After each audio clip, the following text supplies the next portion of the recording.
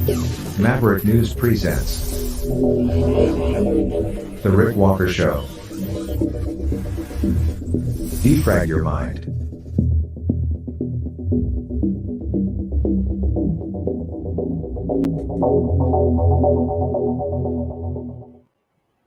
Hey everybody, I'm Rick Walker. Welcome back to the Maverick News Channel. Welcome, Maverick family. I'm sorry I am late tonight. There's just a lot going on here today. One of the things I was doing today was getting t-shirts set up and other shirts, merch. I know you guys have been asking for it, so we'll make some of it available. We'll see how that goes. I'll finalize everything tomorrow, and I'll bring you up to date on that. So there's that, but that's not the most important stuff. The most important stuff is, I think tonight, Tucker Carlson still calling out the liars who have doubled down on their lying. And it drives me insane. It's been driving me insane since 2016 in particular. That, of course, is when Donald Trump was elected. And I remember back then that was the milestone moment for me. That's when everything went and the switch was flipped and journalism died. It's true. It just plain is true. When Trump came down that escalator and announced he was running for president, all journalistic standards went out the window. I may have told this story before. I'll tell it again now for those of you who may have missed it. But I had a conversation back then with a friend of mine who is still, to this day, a newspaper reporter. And she had written an article that was clearly full of just blatant lies about Donald Trump. I was seeing this across the journalistic landscape. I sent her a message and I asked her why she would engage in that kind of activity when it's clear she was lying. The response made me nauseous. I won't tell you who this person is. She responded by saying, because with Trump, all bets are off. She just admitted that she just lied. Just outright lied. And was going to continue to lie. Didn't care. Truth didn't matter anymore. The only thing that mattered was making sure Donald Trump didn't get elected, but he did. Even the lies couldn't stop him in 2016. I just shook my head. And I wanted to, because I was nauseous. And I was so glad I was no longer working in the mainstream media. It just made me sick to my stomach. And since then, not to say there weren't problems before, I left. One of the main reasons I left, not the only reason, but one of the main reasons I left mainstream media was because of exactly that. Just the outright lying. As they continued to apply pressure to me, to when they started to try to make me change scripts so that it didn't reflect reality, I knew I had to get out.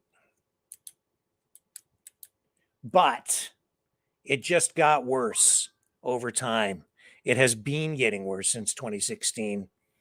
Many, many, many, many, many examples that you can point to, but nothing as nauseating as the January 6th incident in Washington. described by the mainstream media as an insurrection, when it clearly was not. A riot? Maybe. A demonstration that got out of hand? Certainly. A bunch of upset people who felt like they weren't properly represented or that their votes weren't properly counted in an election? Definitely. Insurrectionists? I've seen, and I'm sure you have too, throughout history, actual insurrections. I don't think what happened on January 6th fits the definition. An insurrection, if it was an insurrection, as we've seen in history, when insurrectionists spring into action, generally they're armed. And they'll end up sitting in the seat of power quite often with an AK-47 right here. That's not what happened on January 6th, not even close. And the video that Tucker Carlson has been exposing has exposed the liars who have just doubled down on the lying. Yesterday, we showed you the full Tucker Carlson report from the previous day, where he showed the QAnon shaman being escorted through the building. He showed Officer Brian Sicknick after he was supposed to have been bludgeoned with a fire extinguisher, and he was just up walking around.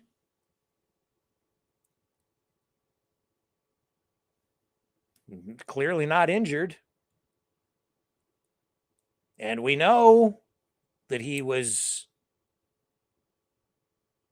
able to go home at the end of that day and died the next day of a stroke, as documented by the coroner, who also indicated there was nothing that had happened to him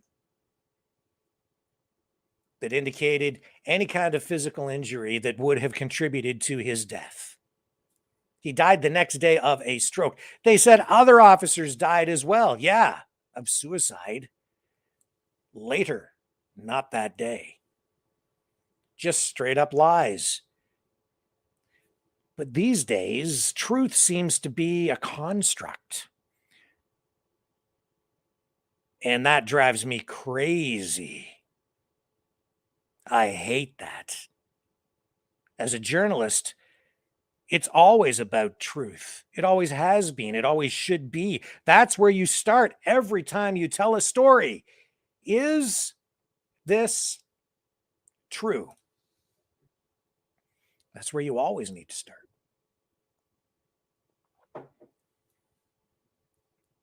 That's not where the Democrats or the rhinos in the U.S. started with January 6th. They started with a trap. And they progressed from there to create a narrative. And then they used statistics and selectively edited video footage and a corrupt media to spin up a story that was composed from a web of lies. All of it designed to deceive. That's the truth. And that's what has been exposed. And out of the 40,000 hours of footage, we really haven't seen very much, because the truth is, it's very difficult to show something that didn't happen, to illustrate something that didn't happen. What do you show to prove that something didn't happen? Well, you have to show that nothing happened. And it's kind of boring. Indeed, that's what Tucker Carlson has illustrated. He's shown people, including the QAnon shaman, just walking through the building, being escorted by police who never arrest him, never even try to stop him, and even try to help him by opening some doors for him.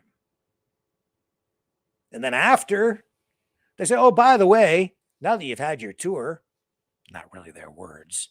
Might as well have been their words. You're going to go to jail for what, 3.5 years? It's a joke. And the January 6th hearings, absolutely a show trial. So we're going to get into that tonight. I'm going to take a brief break in a moment. When we come back, we'll run the most recent or the next in the series of Tucker Carlson videos, which again, this doesn't really add much in terms of additional video footage, but that's because there really isn't much to see. At least it doesn't appear that way.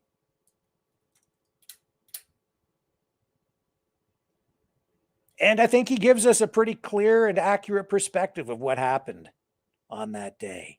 We're also tonight going to talk about Bill Gates, who says that living an impoverished lifestyle is not the answer to climate change. The sparring over foreign meddling, Chinese meddling in Canadian elections continues today in Canada. We're going to go and check in on what's going on in Ukraine with the war there. We have Patrick Lancaster clip queued up, a little bit of that to share with you. Might have some other stuff too that we can run out of there depending on how much time we have. What else do we have for you? CSIS is warning that smart city technology could open the door to attacks from foreign entities like the Chinese.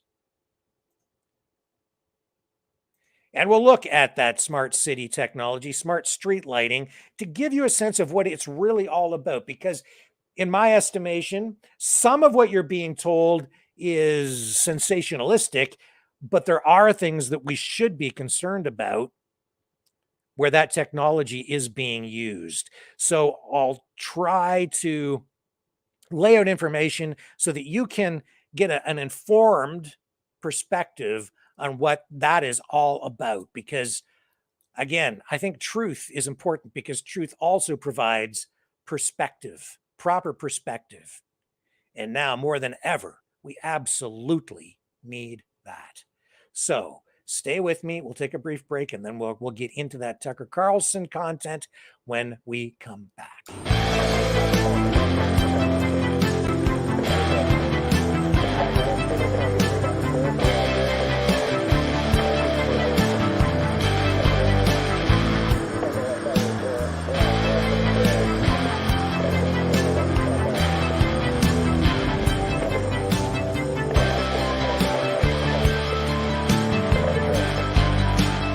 Maverick News. Fighting for freedom. So we are in an information war, no question about it. We're certainly fighting a war, and the information component of that is paramount. And right now, Tucker Carlson is out there on the front line. He's the tip of the spear, and he's taking it on the chin. He's under attack for really telling the truth. The truth is very inconvenient right now for the Democrats, the rhinos, the deep state. No doubt about that. Here's his report, the next in the series. I'm going to let this roll. We might stop it and comment here and there, but I want you to hear the whole thing front to finish because that gives you the full perspective on what this story is about. And it is tonight one of the most important stories probably in the world because it affects our democracy, not just in the United States, but in Canada. Democracy for the people around the world. Let's listen to what Tucker had to say. Right? One of the hallmarks of people who are telling the truth, in case you were wondering how to tell the difference, is that people who are telling the truth are calm. They don't wave their hands around and make wild accusations. They don't need to do that. It's enough to say what they know. And if honest people turn out to be wrong about something they have claimed, they'll admit it. They don't double down on false. They made a mistake, and that's okay. It's not like they're claiming to be God. Liars behave differently. Liars are touchy, sometimes to the point of hysteria. They're hiding something. That's the whole point of lying. And they're worried you're going to find out what it is. Liars are fragile because over time, lying makes you weak and afraid. It has the same effect on countries, by the way. We're living through one of those clarifying moments, which actually we're thankful for, where we're learning exactly who the liars are. On Monday, we showed you unreleased videotape from January 6th. That tape proved that 3 of the most important claims our leaders have made about that day were untrue. Their claims were lies. We were not shocked to discover that. We knew there was a reason that congressional leaders had been hiding the tape and that reporters in Washington weren't demanding to see it. They were lying to us, obviously. That's why you hide things. But what was actually surprising, what we can't quite get over even now, is how they responded when they were caught lying. They didn't seem embarrassed. They didn't apologize. They weren't even curious to learn more about what actually happened on January 6th. Let's see the tape. No, they didn't want to see it. They exploded in rage. And then, as liars tend to do, they doubled down. They told the same lies they've been caught telling, but with even greater aggression this time. Shut up, it's midnight, they said as the sun rose behind them. Who acts like that? Well, sociopaths do. And in this case, the sociopaths turned out to be both Democrats and Republicans. The commitment to lying in Washington is far deeper and more bipartisan, even than we realize when we follow this stuff for a living. Now, you sometimes hear people say that the whole partisan system is an illusion and that underneath the manufactured debates, the leaders on both sides are in fact secretly united in a common love of money and power and the deception required to get them. And honestly, we could never really bring ourselves to believe that. It's just too dark.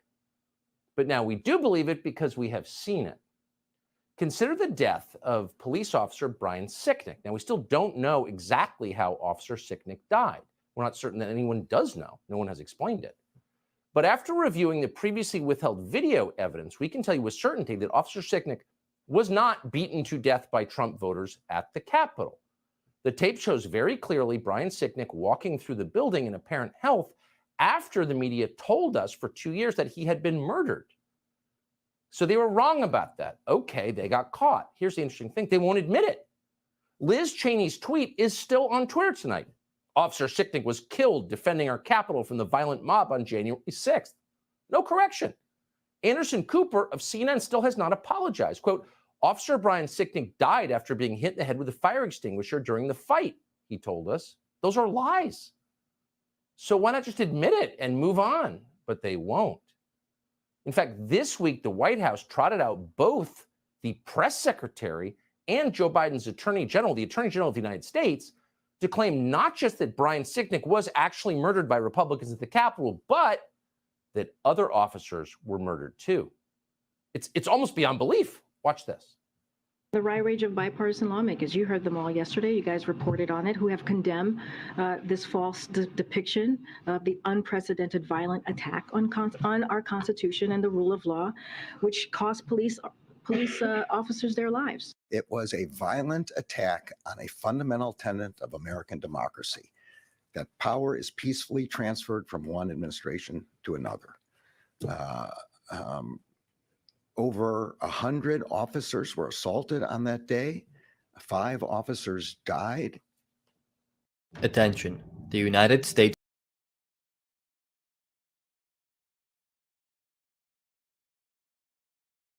Five officers died on that day. Now, that's just not some guy on Twitter. That's the Attorney General of the United States. That's a man whose honesty is central to his job. If you had a choice between IQ and integrity in an attorney general, of course you would go with integrity because it's essential. But Joe Biden's attorney general, Merrick Garland, is a liar. He just lied about something that is provably false. Who are these 5 officers who were, quote, killed that day? Notice he didn't tell you. No one ever tells you. No one ever shows you their autopsies. They don't want any detail. They just want the slogan. Now, they're counting Brian Sicknick. That's a lie. But who are the other 4? Well, those are 4 officers who killed themselves after January 6th, in some cases long after January 6th. But their suicides, we know for a fact, were the result of the Republican mob at the Capitol. It's just false. And it's not some esoteric fact, that fact is available to anyone who has internet access. No police officers died that day on January 6th. None, not one. Some were assaulted, that is true, and their assaults are indefensible. So how many were assaulted?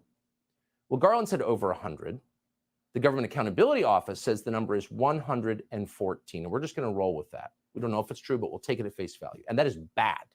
We are opposed to assaulting police officers in any context. We said that on January 6, 2020, and we'll say it again, we're against that. But is January 6th the worst assault on the U.S. government since the Civil War? That's insane. It's not even close. How about March of 1954, when Puerto Rican separatists shot 5 congressmen in the Capitol building? 5 members of Congress shot in the building. It's all bad, but the worst since the Civil War. You're just a flat-out liar if you're saying that. More recently, this is an event we all remember, Antifa descended on Washington, D.C. to force the sitting president from office. But it was Trump, so that's cool. And while they were there, they set a historic Christian church on fire, St. John's in Lafayette Square. Do you remember that? You should, because it happened Labor Day weekend less than 3 years ago.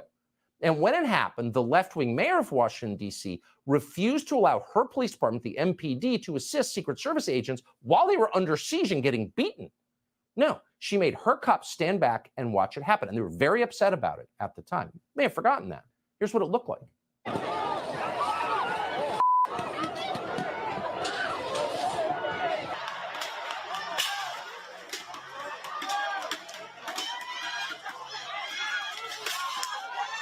I believe there are several fires raging now down this street, and this is what you hate to see. There are people throwing fireworks and who knows what else.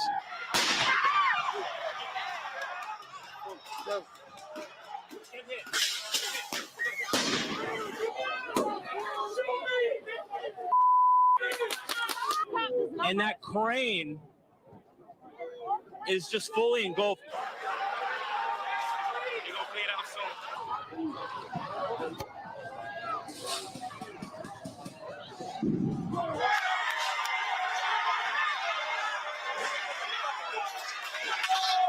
It's bad. They just set fire to St. John's Church.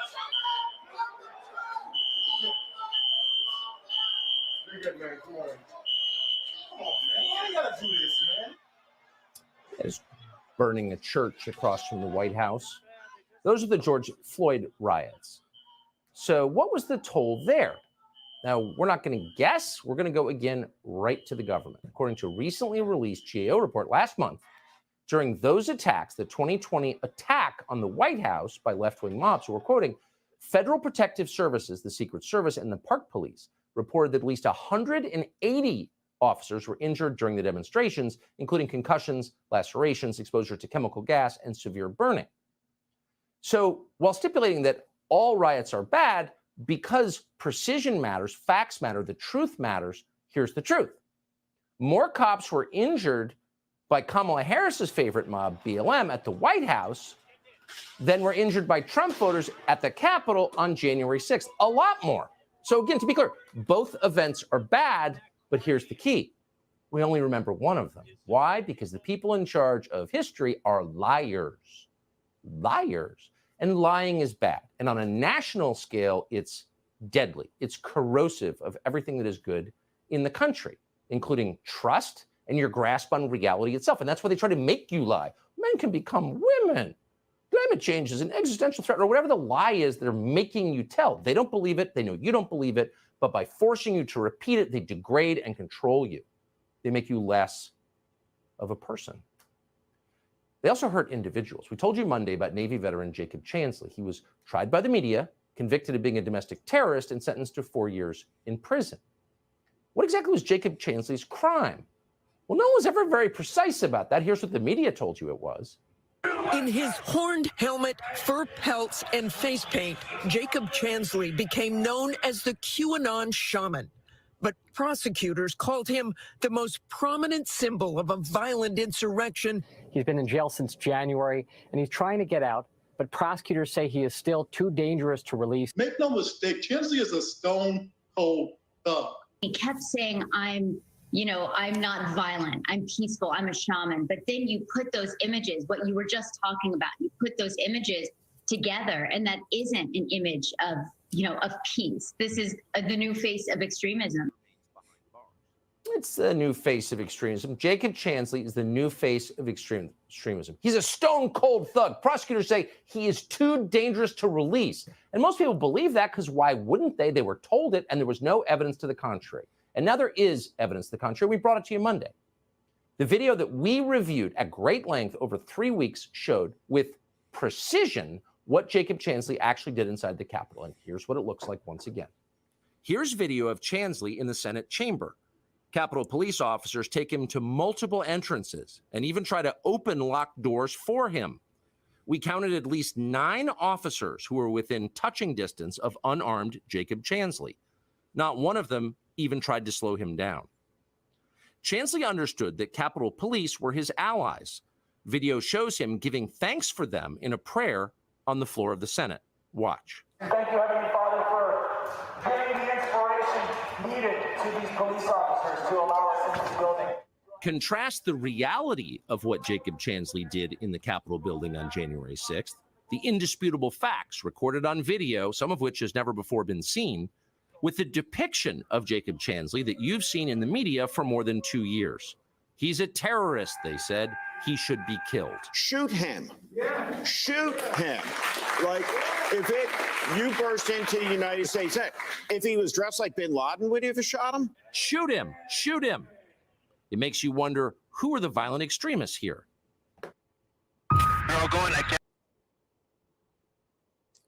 And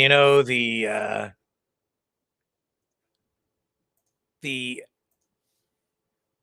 other thing that needs to be highlighted here is that this damages public trust in institutions, damages public trust in the media, which should serve a purpose in our communities and our society. It does. You need a trustworthy media, especially in times of crisis and emergencies. You need to be able to turn to the media as a source of trusted information. If there's a tornado or a flood or a war, to keep your family safe, you need to know that the information you're getting is credible, trustworthy. Even on the issues of the day, as you try to decide who you're going to vote for, what food you're going to buy, how you're going to invest your money, how do you know what information is real and what is a lie? That's tragic. That's dangerous. And it's not just the media. It erodes trust in police, in the courts, in government. This tears at the fabric of our society. The lies being told and perpetuated by the politicians, that's the assault on democracy. And it comes from the other side too sometimes. Lies being told across the board because it's opposition political forces, it's politicians, it's political groups. They're all engaging in it, and they're all trying to manipulate us all the time. It's important to more than ever right now for all of us to be media literate, to understand how media works now more than ever. And it has never been more difficult to be media literate because we're dealing with a completely new medium, the internet, social media. Even I'm learning about it every single day. And I've been immersed in the world of media since I was a kid. I started shooting film when I was 9 years old, Super 8mm film. And now we're here on social media tonight. And I've studied media. Media is all I've ever done through my, all through my life. Well, I've done some other things too, but this has been my focus. This is in my blood, right? And even I have sometimes difficulty navigating these days what's real, what isn't, but I am able to discern. I have, because of my experience and my focus on media, I think that I have some tools available to me that allow me to do that fairly effectively, but I know the average person has a lot of difficulty doing that. And the average person never really looks much past a headline, and those politicians know it, and they exploit that. And what Tucker Carlson is doing here is courageous, because he's pushing back against those who have exploited the public, those political forces, those dark political forces who have manipulated people by playing mind games. He's giving us the other perspective. Let's resume. So as you saw, and again, details matter because this is a man. This is an American citizen, a Navy veteran. This is a human being. And so what he actually did should be of deep concern to every American because he's in jail tonight. What Jacob Chansley actually did was wander peacefully through the Capitol, shepherded by Capitol police officers who literally opened doors for him. When one was locked, they went to another. Dozens of officers stood and watched him. All of them had guns. Jacob Chansley did not. They never told Jacob Chansley to get out. The head of the Capitol Police today said he was trying to calm the situation. It was already calm. He was the only protester in the frame. They could have let him outside. They didn't. They helped him. We're not going to speculate as to why. We don't know why. All we know is what we see on the tape, and no one disputes it. We didn't cherry pick it. We didn't make it up. Once inside the Senate chamber, as we told you, Chansley said a prayer thanking God for the kindness of Capitol Hill police. And good for him, they were kind. This was not a domestic terrorist. And that matters. But what matters even more is the videos that we showed you after 26 months were not shown to Jacob Chansley's attorneys. That's a violation of the Constitution. And he's in jail because of it, because the liars on the January 6th committee and the prosecutors who did their bidding, and that means Benny Thompson, and that means Adam Schiff, it means Liz Cheney, these people have this man's life on their hands. They helped withhold these videos from Jacob Chansley's attorneys. And that means the judge who sentenced Jacob Chansley, Royce Lamberth, never saw them either. And therefore, Judge Lamberth was able to say that what Chansley did was, quote, horrific. He apparently had no idea that Chansley was wandering around with the cops, walking through doors they opened, and then saying prayers for them. We're quoting, "You made yourself the center of the riot," said the judge. Really? He accused Chansley of, quote, obstructing the functioning of government. But that's not at all what was happening. He was ambling through the Capitol, flanked at all times by armed cops who were directing his movement. Meanwhile, prosecutors of the DOJ, the real villains here, falsely, they lied in court and said that Chansley was, quote, leading the charge into the Capitol on January 6th. They said he was, quote, the flag bearer for the mob, apparently because he had a flag. He was alone. And of course, the media picked up on this and amplified it as the DOJ intended. Fortune magazine disgraced itself by comparing the man you just saw to ISIS. They said Chansley had, quote, the zeal to possibly kidnap or kill officials. These aren't just lies. These are lies that destroyed a man. So no matter who you voted for in the last election, you could probably agree that sending someone to prison for 4 years on the basis of fabricated evidence is the most serious threat to civil liberties we could possibly face. And yet here's the thing. Leaders in both parties, the party that Chansley voted against and the party he voted for, have said nothing, not one word about the implications of this videotape. The implications not just for Chansley, but for our Constitution and our country going forward. Instead, ooh, how dare you show this? What is clearly exculpatory evidence. And again, it's not just Chuck Schumer, it's Republican senators. Kevin Cramer, Mike Rounds, Chuck Grassley, John Thune, Lindsey Graham, of course, Congressman Dan Crenshaw, needless to say, Kelly Armstrong, all went after us. We're not whining about that. We don't care, actually, but it just tells you everything about the way things actually work. They're not loyal to their voters. They're loyal to each other. And they're willing to lie, really lie, and crush people. Mitch McConnell, Tom Tillis, and BLM superfan Mitt Romney, all weak men, and like all weak men, vicious men, were especially angry. Watch. Introducing the magnetic camera, your new go-to device for... One moment. View for Fox News to depict this in a way that's completely at variance with what our chief law enforcement official here at the Capitol thinks. I think it's bull. When you see police barricades breached, when you see police officers assaulted, all of that, or you had to be in close proximity to it. If you were just a tourist, you should have probably lined up at the visitor center and came in on an orderly basis. So I just don't think it's helpful. It's really sad to see Tucker Carlson go off the rails that bad. The American people saw what happened on January 6th. They've seen the people that got injured. They saw the damage to the building. You can't hide the truth by selectively picking a few minutes out of tapes and saying this is what went on. It's so absurd. Weak men are vicious men, and these are weak men whose attitudes towards an individual whose life has been destroyed on the basis of false and withheld evidence is vicious.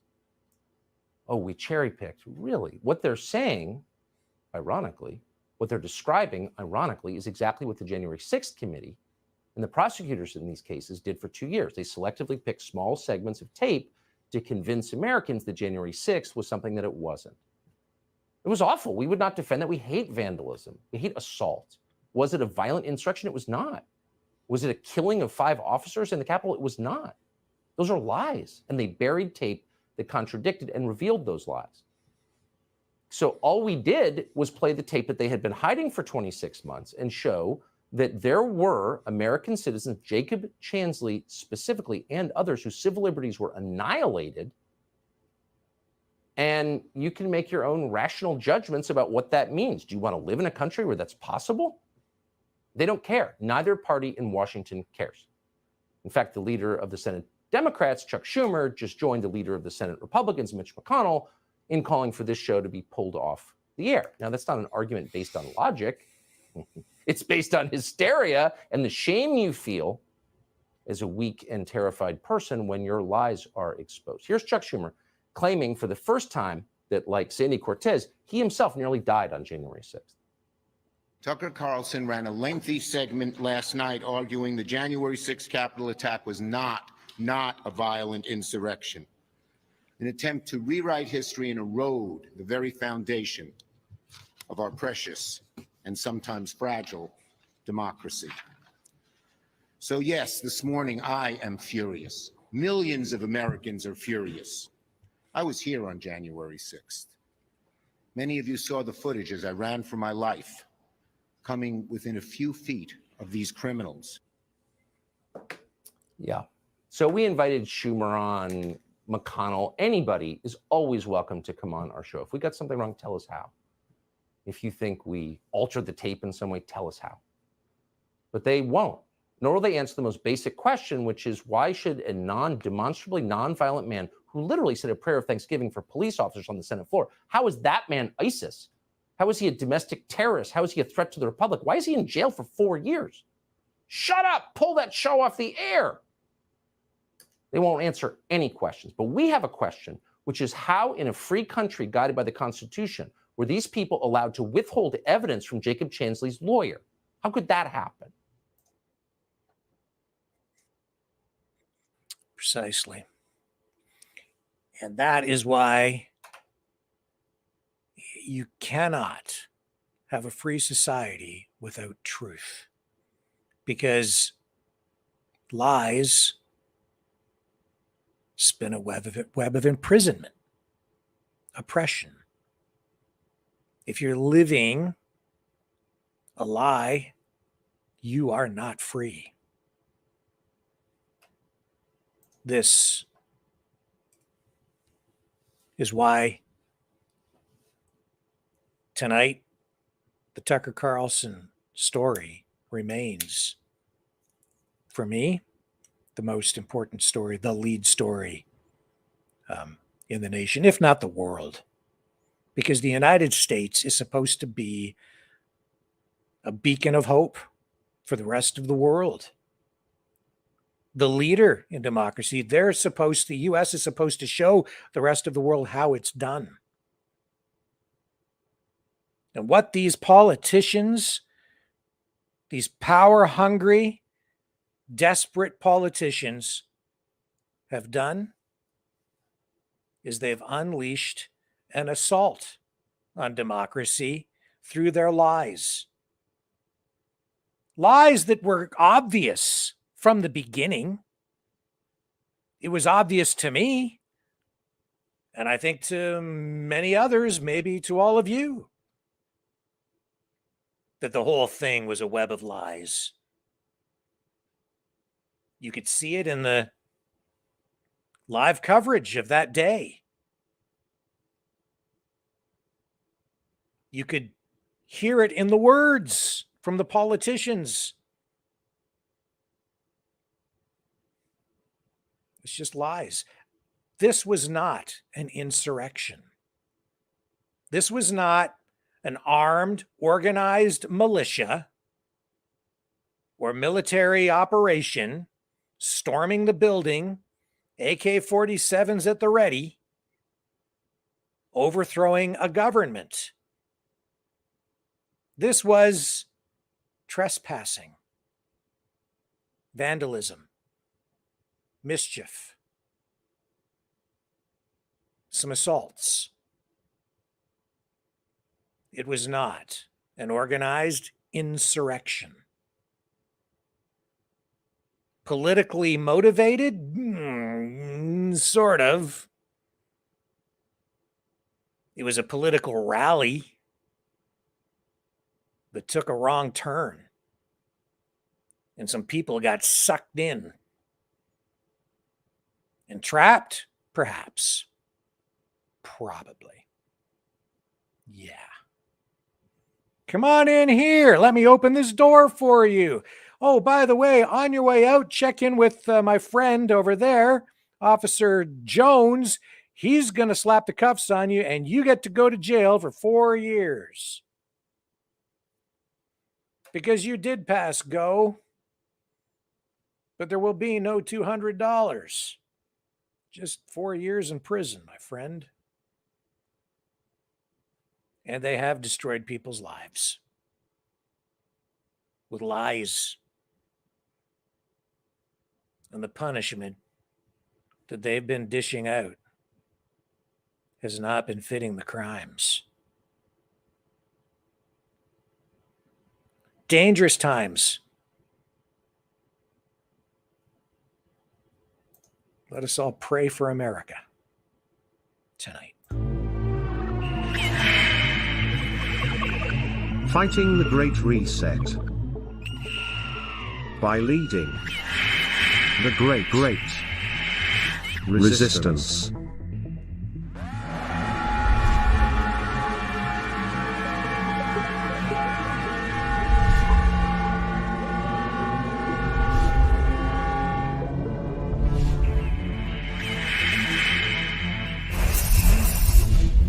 Maverick News. The antivirus programs for your mind.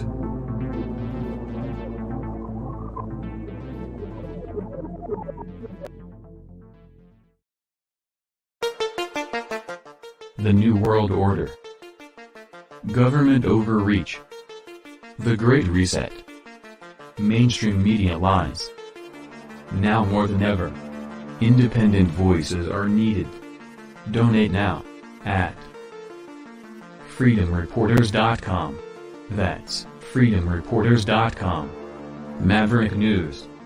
The antivirus program for your mind.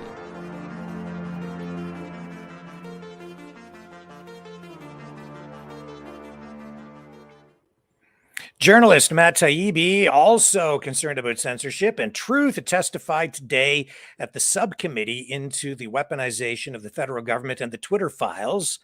Let's go to that now, and we'll listen to what he had to say. Matt, Mr. Taibbi, hit that. Chairman Jordan, Ranking Member Plaskett, members of the Select Committee, thank you for having me today. My name is Matt Taibbi. I've been a reporter for 30 years and a staunch advocate of the First Amendment. Much of that time was spent at Rolling Stone magazine. Ranking Member Plaskett, I'm not a so-called journalist. I've won the National Magazine Award, the I.F. Stone Award for Independent Journalism, and I've written 10 books, including 4 New York Times bestsellers. I'm now the editor of the online magazine Racket on the independent platform Substack. I'm here today because of a series of events that began late last year when I received a note from a source online. It read, "Are you interested in doing a deep dive into what censorship and manipulation was going on at Twitter?" A week later, the first of what became known as the Twitter Files reports came out. To say these attracted intense public interest would be an understatement. My computer looked like a Vegas slot machine, as just the first tweet about the blockage of the Hunter Biden laptop story registered 143 million impressions and 30 million engagements. But it wasn't until a week after the first report, after Michael Schellenberger, Barry Weiss, and other researchers joined the search of the files, that we started to grasp the significance of this story. The original promise of the internet was that it might democratize the exchange of information globally. A free internet would overwhelm all attempts to control information flow, its very existence a threat to anti-democratic forms of government everywhere. What we found in the files was a sweeping effort to reverse that promise and use machine learning and other tools to turn the internet into an instrument of censorship and social control. Unfortunately, our own government appears to be playing a lead role. We saw the first hints in communications between Twitter executives before the 2020 election, when we read things like "flagged by DHS" or "please see attached report from FBI for potential misinformation." This would be attached to an Excel spreadsheet with a long list of names whose accounts were often suspended shortly after. Again, Ranking Member Plaskett, I would note that the evidence of Twitter government relationship includes lists of tens of thousands of names on both the left and right. The people affected include Trump supporters, but also left-leaning sites like Consortium and Truthout, the leftist South American channel Telesur, the Yellow Vest movement. That, in fact, is a key point of the Twitter files, that it's neither a left nor right issue. Following the trail of communications between Twitter and the federal government across tens of thousands of emails led to a series of revelations. Mr. Chairman, we summarized and submitted them to the committee in the form of a new Twitter files thread, which was also released to the public this morning. We learned Twitter, Facebook, Google, and other companies developed a formal system for taking in moderation requests from every corner of government, from the FBI, the DHS, the HHS, DOD, the Global Engagement Center at State, even the CIA. For every government agency scanning Twitter, there were perhaps 20 quasi-private entities doing the same thing, including Stanford's Election Integrity Partnership, NewsGuard, the Global Disinformation Index, and many others, many taxpayer-funded. A focus of this fast-growing network, as Mike noted, is making lists of people whose opinions, beliefs, associations, or sympathies are deemed misinformation, disinformation, or malinformation. That last term is just a euphemism for true but inconvenient. Undeniably, the making of such lists is a form of digital McCarthyism. Ordinary Americans are not just being reported to Twitter for de-amplification or deplatforming, but to firms like PayPal, digital advertisers like Xandr, and crowdfunding sites like GoFundMe. These companies can and do refuse service to law-abiding people and businesses whose only crime is falling afoul of a distant, faceless, unaccountable, algorithmic judge. As someone who grew up a traditional ACLU liberal, this mechanism for punishment and deprivation without due process is horrifying. Another troubling aspect is the role of the press, which should be the people's last line of defense in such cases. But instead of investigating these groups, journalists partnered with them. If Twitter declined to remove an account right away, government agencies and NGOs would call reporters for the New York Times, Washington Post, and other outlets, who in turn would call Twitter demanding to know why action had not yet been taken. Effectively, news media became an arm of a state-sponsored thought policing system. I'm running out of time, so I'll just sum up and say, it's just not possible to instantly arrive at truth. It is, however, possible, becoming technologically possible to instantly define and enforce a political consensus online, which I believe is what we're looking at. This is a grave threat to people of all political persuasions. The First Amendment and an American population accustomed to the right to speak is the best defense left against the censorship industrial complex. If the latter can knock over our first and most important constitutional guarantee, these groups will have no serious opponent left anywhere. If there's anything the Twitter files show, it's that we're in danger of losing this most precious right, without which all democratic rights are impossible. Thank you for the opportunity to appear, and I'd be happy to answer any questions from the committee. Thank you, Mr. Taibbi. We appreciate both of your opening statements. The chair now recognizes the gentleman from Louisiana, Mr. So remember, Johnson. he's the one that Elon Musk gave all the Gentlemen, Twitter files thank to. you both for being here. It is not surprising that the minority is already attacking you in its opening statement. We apologize to both of you. You shouldn't be treated that way. Some of the defenders of big tech and the Biden administration, as we know, have worked very hard to cast doubts on the legitimacy of your reporting, and some have gone so far to state it's irrelevant if Twitter was suppressing speech in coordination with the federal government. But this morning, we saw a stunning display of their attack of your character. We shouldn't be surprised. This is what the defenders of big government corruption do. This is the playbook. They destroy the messenger. We just saw it here on live television, and everybody can see it for themselves. And the whistleblowers, of course, as well. Look, this is what we know. What you've documented carefully in the Twitter files are a couple of key facts. People will hear a lot of things today, but this is what they need to know. The federal government, from Democrat members of Congress to intelligence agencies, including the FBI, used Twitter and other social media companies to censor Americans' speech. If the alarm bells are not going off, then you're not paying attention. Over the past 3 years, documents show, they prove what you guys have uncovered here. There's communication between Twitter and the FBI. It was constant, it was pervasive. Twitter was basically an FBI subsidiary before Elon Musk took it over. The Twitter files revealed that by 2020, Twitter was engaged in open information sharing with the intelligence community, and now we know there were many intelligence agencies apparently involved in this. The FBI pressured Twitter to act on election-related tweets leading up to the 2022 election. Of course, they did it in 2020 as well, and Twitter dutifully censored content as a result. Twitter executives restricted accounts. They censored speech that conflicted with the left narrative. Twitter has used its internal tools to control and manipulate speech considered misinformation, and who was determining that? It was the government bureaucrats.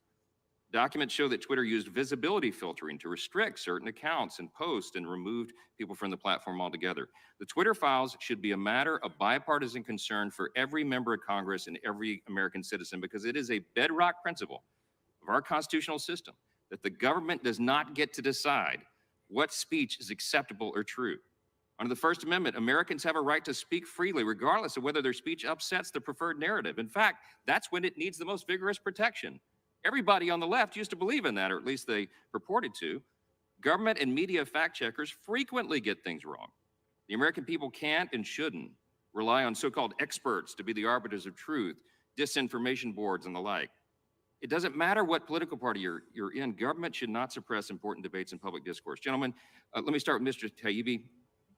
You have a long award-winning journalist career. You've just highlighted here decades of experience reporting on some of the most complex and important issues of our time. Where do you rate your reporting on the Twitter files among your whole body of work throughout your career? How serious is this? Well, first of all, Mr. Congressman, thank you for the question. I would say, I spent 10 years covering the aftermath of the 2008 financial crisis. That was obviously a very serious issue, but this Twitter file story and what we're looking at now and what we're investigating now, I don't think there's any comparison. This is by far the most serious thing that I've ever looked at, and it's certainly the most grave story that I've ever worked on personally. I want to ask you both the same question, and that is, first of all, has anyone from the federal government contacted you during the course of this investigation or since you've reported on the Twitter files? And number two, who do you think are the most egregious federal government agencies involved in this censorship exercise? Let me start with Mr. Schellenberger. Thank you, Congressman. I have not been contacted. Thank you, Congressman. I have not been contacted by anybody in the Biden administration relating to this topic. And I would like to echo what Matt just said.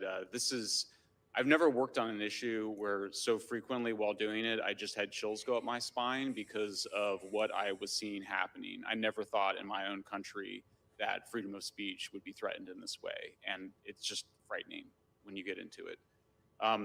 The most recent, our most recent discoveries, I think you understand the process, is that we first raised a bunch of concerns around the way Twitter pre-Elon Musk was censoring people and creating blacklists. Very quickly, we discovered that we had FBI agents basically and other government officials, demanding that Twitter take certain actions. We now know that the Department of Homeland Services, which has had, what's that? Security, sorry, Department of Homeland Security, had to try to create a disinformation board.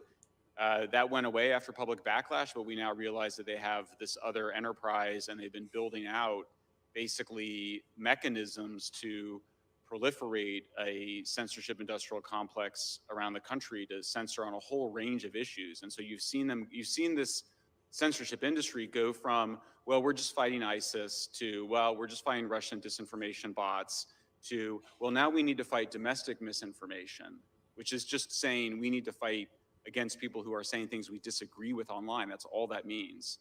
And I mean, it's not a slippery slope. It's an immediate leap into a terrifying mechanism that we only see in totalitarian societies, of attempting to gain control over what the social media platforms are allowing. And so, yeah, for me, it starts at DHS, but we basically see almost every government agency involved in this. It's frightening. I'm out of time. I yield back.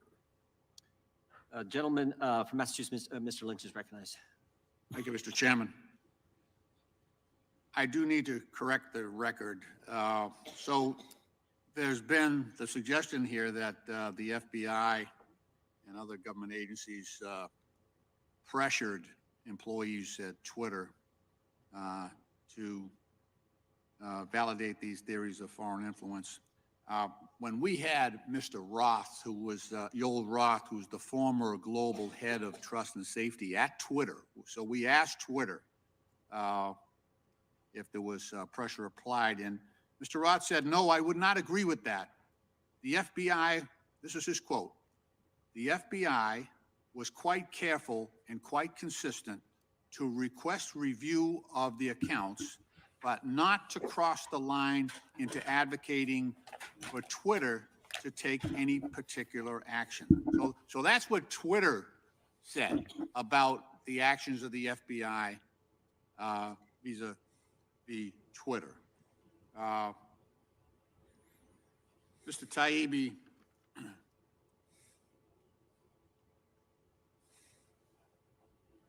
in 2019, Special Counsel Robert Mueller unequivocally found that the Internet Research Agency, owned by Yevgeny Prigozhin, the same oligarch who runs the Wagner Group, carried out an extensive social media disinformation campaign to help then candidate Donald Trump and to hurt Hillary Clinton. He also found that the Russian intelligence interfered with the 2016 election via a hack and release campaign, damaging to the Clinton campaign. These particular findings came on the heels of the unanimous assessment on the part of United States 18 intelligence agencies that Russian President Putin, quote, ordered an influence campaign in 2016 aimed at the presidential election, close quote. They also followed the release of a bipartisan Senate Intelligence Committee report finding that Russia and Vladimir Putin engaged in, I quote, aggressive, multifaceted effort to influence the U.S. president election. So, Mr. Taibbi, do you believe that the Russians and their oligarch-controlled Internet Research Agency interfered in the 2016 election via this social media disinformation campaign? Do you believe that? Mr. Congressman, my disagreement with the issue is... I think this is basically a yes or no question. Either you think so or you don't, and I don't have a lot of time, so... Okay, well then I'm going to answer not in the sense that that you're putting it. Okay. I think all countries engage in offensive information operations. The question is scale. Do you believe that the Russia Twitter files in hacking, reclaiming my time? This is how it works now. I'll ask the questions and you try to provide an answer if you can. You have to allow him to answer. Do you believe? The gentleman is out of order and should not be interrupting a member asking a question on our side, Mr. Chairman. Reclaiming my time from everyone. Do you believe that Russia engaged in a hack and release campaign damaging to the Clinton campaign back in 2016? Again, I don't know, and I would say it's irrelevant. All right, let me ask Mr. Schellenbeck. these are pretty easy questions. That's just whether you believe it or not. Mr. Schellenberg, same question. Do you believe that the Russian oligarch-controlled Internet Research Agency interfered in the 2016 election? I think that they tried to. Okay, fair enough. Mr. Schellenberg, do you believe that the Russians engaged in a hack and release campaign with respect to the damaging information they released regarding the Clinton campaign? To the best of my awareness, that is what happened. Okay, fair enough. Thank you. That's not the same thing. The reason influencing. I understand. Also, that material was true. Look, let me introduce a couple of documents just to reinforce that we've got. That is not a legitimate predicate for censorship. Unanimous reclaiming my time. Sure. Gentleman's out of order. So, Mr. Chairman, I'll ask unanimous consent to enter the indictment in the United States versus the Internet Research Agency, U.S. District Court for the District of Columbia, number 118-32.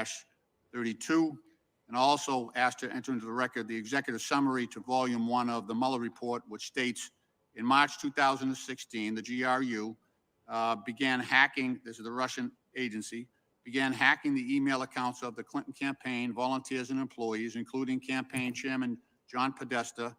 The GRU later released additional materials through the organization WikiLeaks.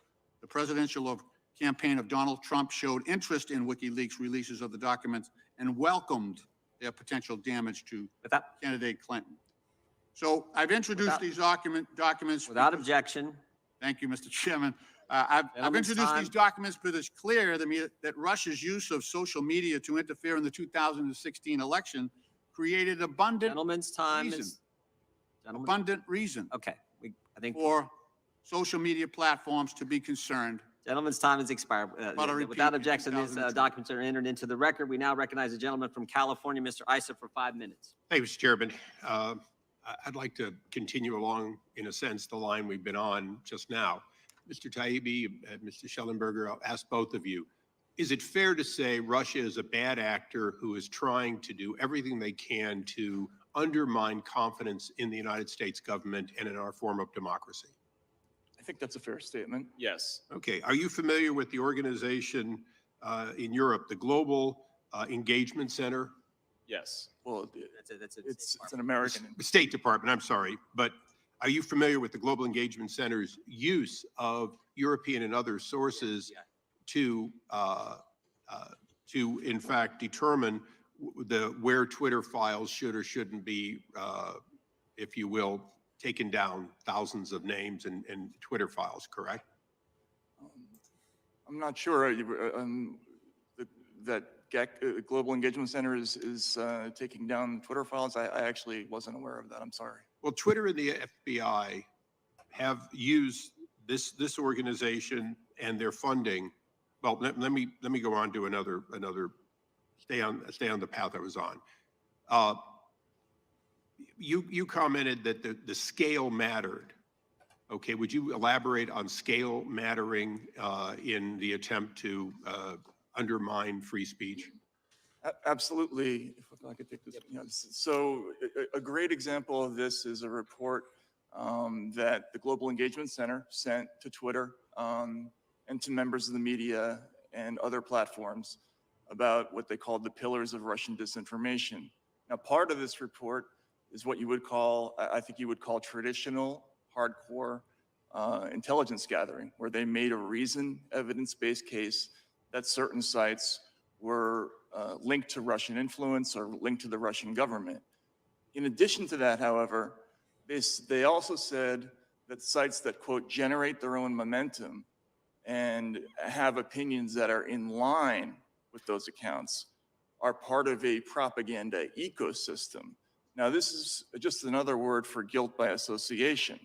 And this is the problem with the whole idea of trying to identify which accounts are actually the Internet Research Agency and which ones are just people who followed those accounts or retweeted them. Twitter initially did not find more than a handful of IRA accounts. It wasn't until they got into an argument with the Senate Select Intelligence Committee that they came back with a different answer. Okay, so scale matters, but let me go through a couple of quick questions that I think are part of the reason that we have this select committee.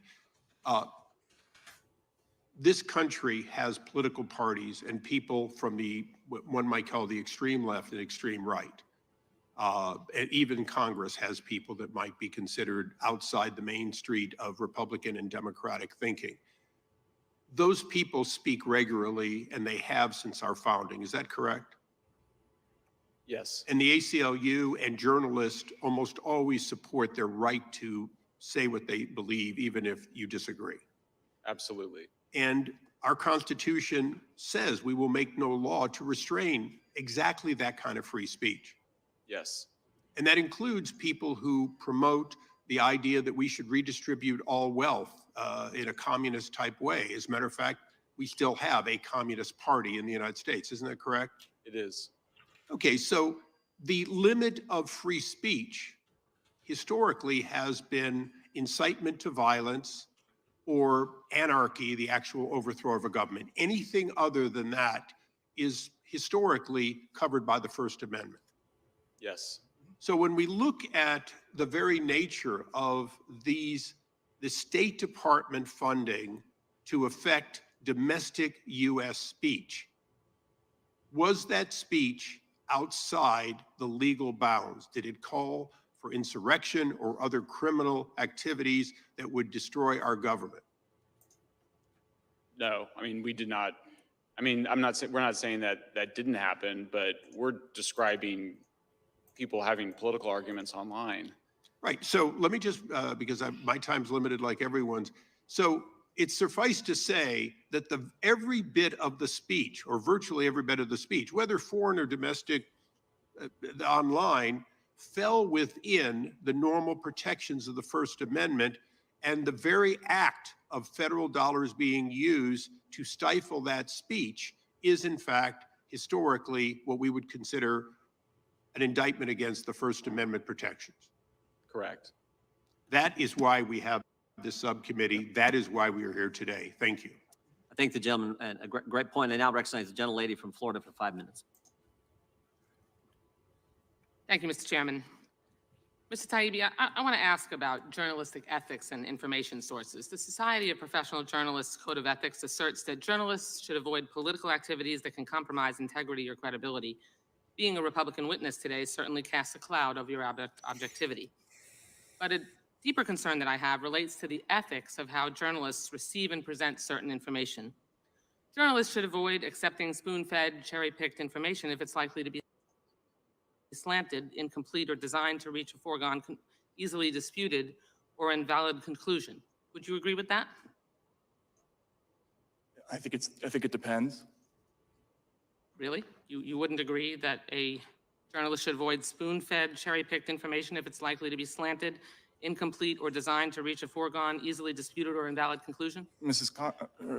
Congresswoman, I've done probably a dozen stories involving whistleblowers. Every reported story that I've ever done across 3 decades involves sources who have motives. Every time you do a story, you're making a balancing test between the public reclaiming my interest. time. Thank you very much. Okay. I ask you this because before you became Elon Musk's hand-picked journalist, and pardon the oxymoron, you stated this on Joe Rogan's podcast about being spoon-fed information, and I quote, "I think that's true of any kind of journalism," and you'll see it behind me here.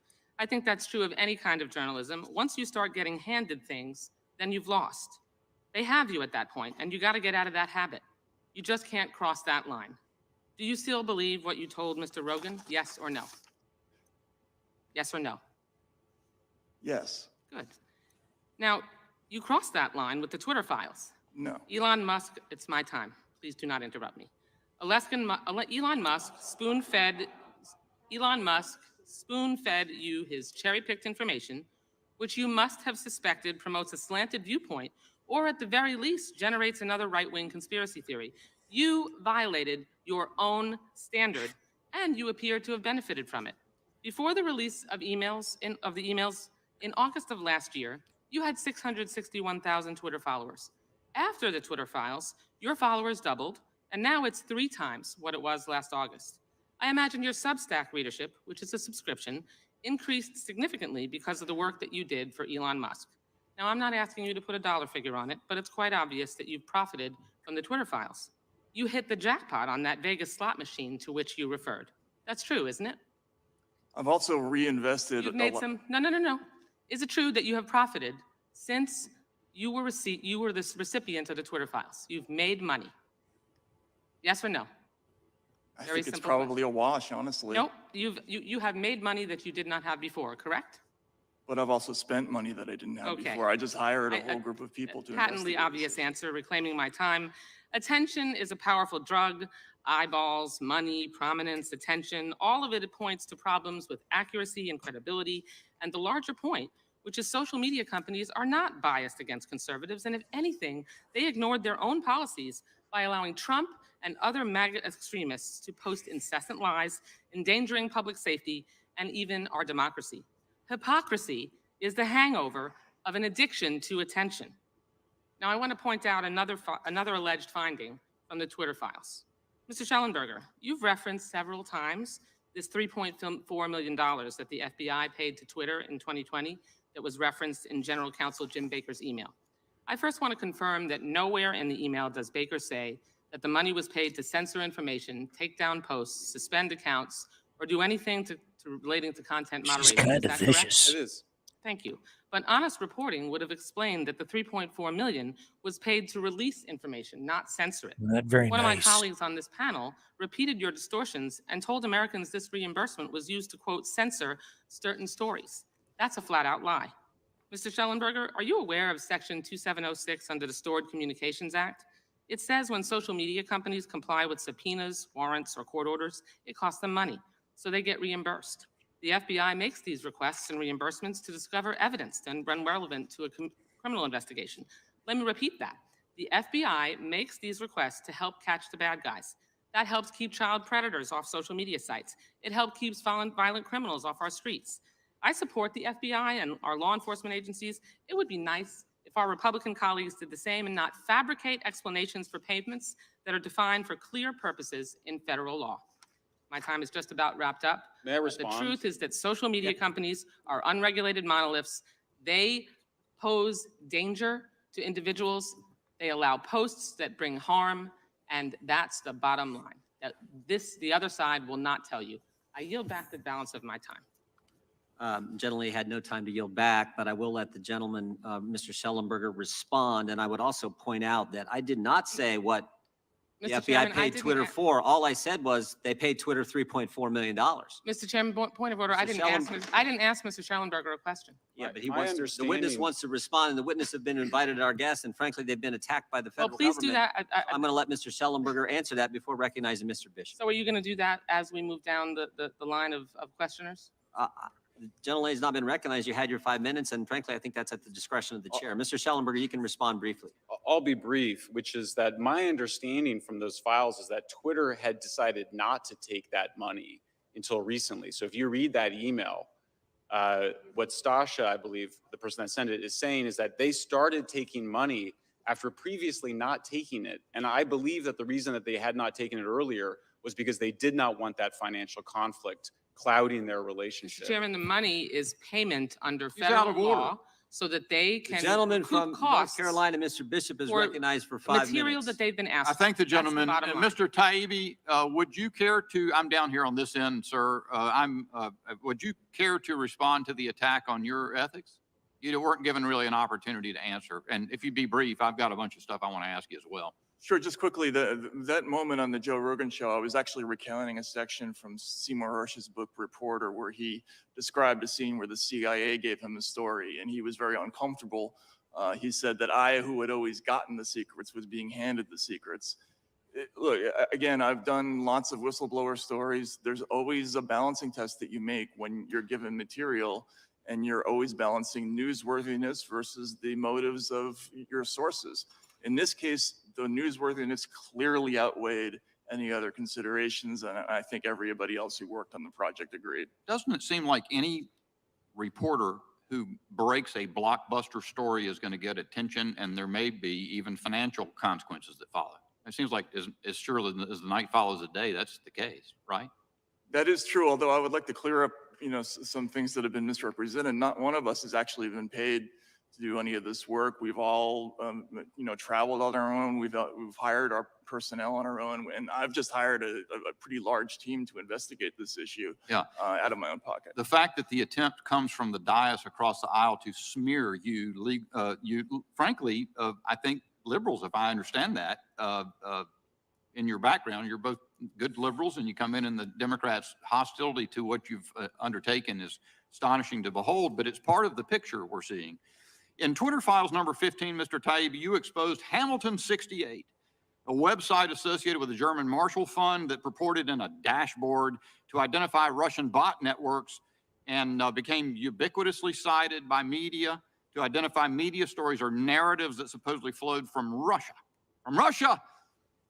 You showed that the front man for Hamilton 68 was Clint Watts, a former FBI agent. At Twitter, the trust and safety executives were ridiculing Hamilton 68 for the ludicrous identifications that it was making, which they could reverse engineer and figure out who those accounts were. And then in Twitter Files number 17, after disclosing Mr. Watts' identity, you disclosed that J.M. Berger is the creator of Hamilton 68. And guess what? He was a federal contractor, right? He was, yes. He denies that he worked on it for the Global Engagement Center, but he was an employee of theirs until about a month before the dashboard's release. Just a month before it, he said, I believe publicly, that that the dashboard was the product of 3 years' work. So doesn't it beg sort of the intriguing question whether the creation of this fraudulent Hamilton 68 dashboard was effectively underwritten by government funding? Yes, I think that's a good question. Certainly the German Marshall Fund, which is the NGO that is at the top of the chain in this organization. It's the German Marshall Fund, then the Alliance for Securing Democracy, and then Hamilton 68. They're a federal contractor. They received over $1 million from the Department of Defense. The board of the Alliance for Securing Democracy has a former acting head of the CIA, a former deputy head of the NSA, a former chief of the DHS on it. So I want to make, and the bigger point is hard because the examples sometimes start making it. I want to introduce you to, or introduce the country to somebody else. I think you've mentioned it in one of your writings, Richard Stengel. You know who that is? Yes, he's the former, the first head of the Global Engagement Center. I want the American people to hear from him for 30 seconds. Basically, every country creates their own narrative story. And my old job at the State Department was what people used to joke as the chief propagandist job. We haven't talked about propaganda. Propaganda, I'm not against propaganda. Every country does it, and they have to do it to their own population. Every country does it. Every country does propaganda, and they have to do it to their own people, is what Mr. Stengel said. If I understand correctly, he was the head of the Global Engagement Center at its creation, right? He was, and in his book, Information Wars, there are a number of passages where he talks about creating a whole of government solution to the information problem. He hastened to say that he didn't want to create a quote information ministry, but what he was describing roughly approximates that. In the half minute I've got left, he also was associated with Hamilton 68, right? The Global Engagement Center certainly had ties to Hamilton 68. I think it's closer than that. That'll come out. Okay. Well, I'd be anxious to hear that. I hope I'll get yielded in a minute or two from somebody else down the way. There's all sorts of stuff to disclose. This committee has to uncover not that single instance, but this system that you have described. This is the hope that Americans have to set this right. This committee, and that hostility shows what we're up against. It's not 3 pillars to the system, it is 4. And you're seeing the left move to crush you and anybody else who tries to expose this. I yield. I thank the gentleman for his great 5 minutes, and we now yield to the gentleman from Virginia, Mr. Conley. Thank you, Mr. Chairman. I don't know what to say after that last one. We're fellow Americans. We're elected officials. We're trying to get at the truth, and we're trying to participate in the process at getting at the truth. Mr. Taibbi, you have said that this isn't really a matter of right or left, that there are lots of different ideological colorations involved in the Twitter files. Is that roughly correct? Yes. And Mr. Schellenberg, you would agree with that? Yes. So when you release information, have you released any information of, for example, right-wing elements or the Trump White House attempting to moderate content at Twitter? Yes. No, not the Trump White House per se, although I did report initially in the first Twitter files that the Trump White House had made and requests and had been honored. Mr. Schellenberg? I did not find that. You haven't found it. So we had a hearing the other day on Twitter, and we had 4 witnesses, 3 for the majority, 1 for the minority, and all 4 testified under oath.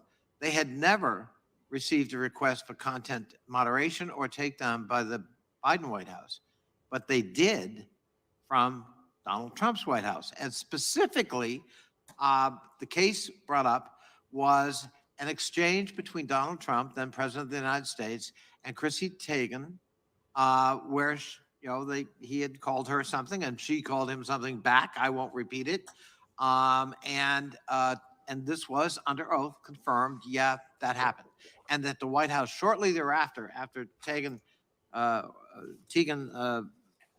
had her email about the president, which was pejorative, that the White House called Twitter to try to take down the content. You aware of that, Mr. Tebbe? Yeah, I've certainly heard that in the news. Yes. But did you see that email exchange? No, I have not seen an exchange from the Trump White House. So I have seen one from Congressman Schiff and one from Senator Angus King. Yeah, nice try. We're talking about the Trump White House and people under oath confirming it. And my question is, in the Twitter files, did Elon Musk or Twitter provide you with that exchange with Chrissy Teigen? No, but that's probably because the searches that I was making. Well, probably because it didn't confirm the bias that this is all about, as the gentleman from Texas would say, the left attempting to control content, when in fact the evidence is the Trump White House most certainly attempted to control content on Twitter. Mr. Schellenberger, were you aware of that, or is this all news to you? I already answered that question. No, I mean specifically the Teigen exchange. Yeah, the Teigen exchange was news to me. I'm probably mispronouncing her name. I'm sorry. So let me ask: have you combed the so-called Twitter files to look at other examples that aren't about the Biden White House or the FBI that might in fact involve people from the right ideologically or from the Republican ranks? Just to be fair. Well, again, Mr. Congressman, I mentioned before, we're focused not on the Biden administration or the Trump administration. In fact, just this morning, we released an exchange where Twitter talked about vetting the accounts of both Mr. Biden and Mr. Trump. And really, we were looking at the intelligence agencies when we were doing this research.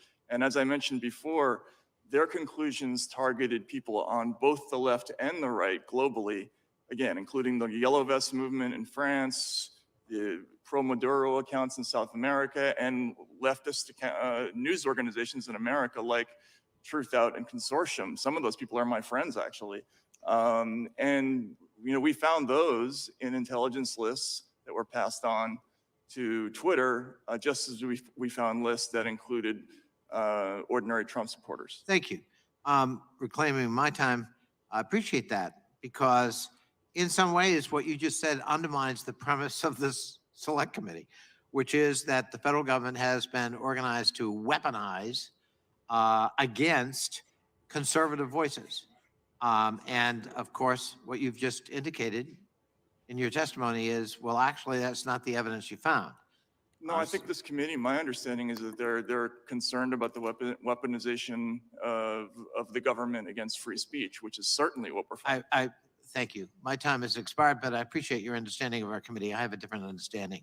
I yield back. Well, you got the wrong understanding. Last week in the full Judiciary Committee hearing, I introduced into the record a story of left-wing journalists who said that talked about the FBI putting a paid informant, a felon, in the Black Lives Matter movement in Denver. I want to focus on the First Amendment, just like protecting the First Amendment, just like these guys. Point of order, Mr. Chair. Are you going to respond after every? No, I'm taking my 5 minutes. This is I your. can take Oh, my you're. 5 Oh, minutes. you're. It's your 5 minutes I now. can take my 5 minutes when I want to, and I'm taking my 5 minutes. Okay, now. great. Yeah. Thank you. Well, I would ask for an additional few seconds for being interrupted by the ranking member. But the truth is, we want to focus on protecting the First Amendment. Mr. Schellenberger, you're a Republican. No, I'm not. You got any pro-Trump bumper stickers on your car? I voted for Biden. Voted for Biden. You know how many MAGA hats laying around your house, right? I do not. Yeah, but you said earlier, both you and Mr. Taibbi said this is the most chilling thing you've ever seen as journalists. Mr. Taibbi, the same thing. You're not a Republican either, right? No, I'm not. You didn't vote for. I mean, like, this is about protecting the First Amendment. Mr. Taibbi, I want to read from your Twitter file number 9. You say this: after weeks of Twitter files, the Bureau issued a statement Wednesday, referring to the FBI. Here's what the FBI said: it is unfortunate that conspiracy theorists and others are feeding the American public misinformation with the sole purpose of attempting to discredit the agency. You then follow up, and this is why I think you're an award-winning author, you then follow up, they must think we're unambitious if our sole aim is to discredit the FBI. After all, a whole range of government agencies discredit themselves in the Twitter files. And then you go on to, in this particular Twitter file, to talk about what Mr. Bishop was just talking about, the GEC at the State Department. You talk about the CIA. You talk about the DOD. You talk about the FBI. You talk about the DHS. You talk about the Foreign Intelligence Task Force, which is a combination of all these.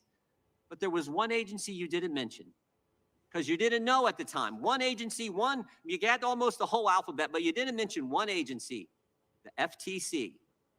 Because you know about them now. Yes, we You know about them now in an up close and personal way. You didn't know then, but you do know now. December 2nd, as I said earlier, December 2nd, the first Twitter file comes out, Mr. Taibbi. And I think there are 5 others, including the ones from Mr. Schellenberger. December 13th, the very first letter that the FTC sends to Twitter after the Twitter files, 11 days after the first Twitter file. There have been 5 of them come out. The FTC's first demand in that first letter after the Twitter files come out is identify all journalists, I'm quoting, identify all journalists and other members of the media to whom Twitter worked with. You find that scary, Mr. Taibbi, that you got a federal government agency asking a private company, who in the press are you talking with?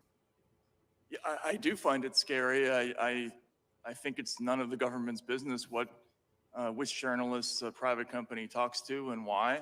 I think every journalist should be concerned about that, and the absence of interest in that issue by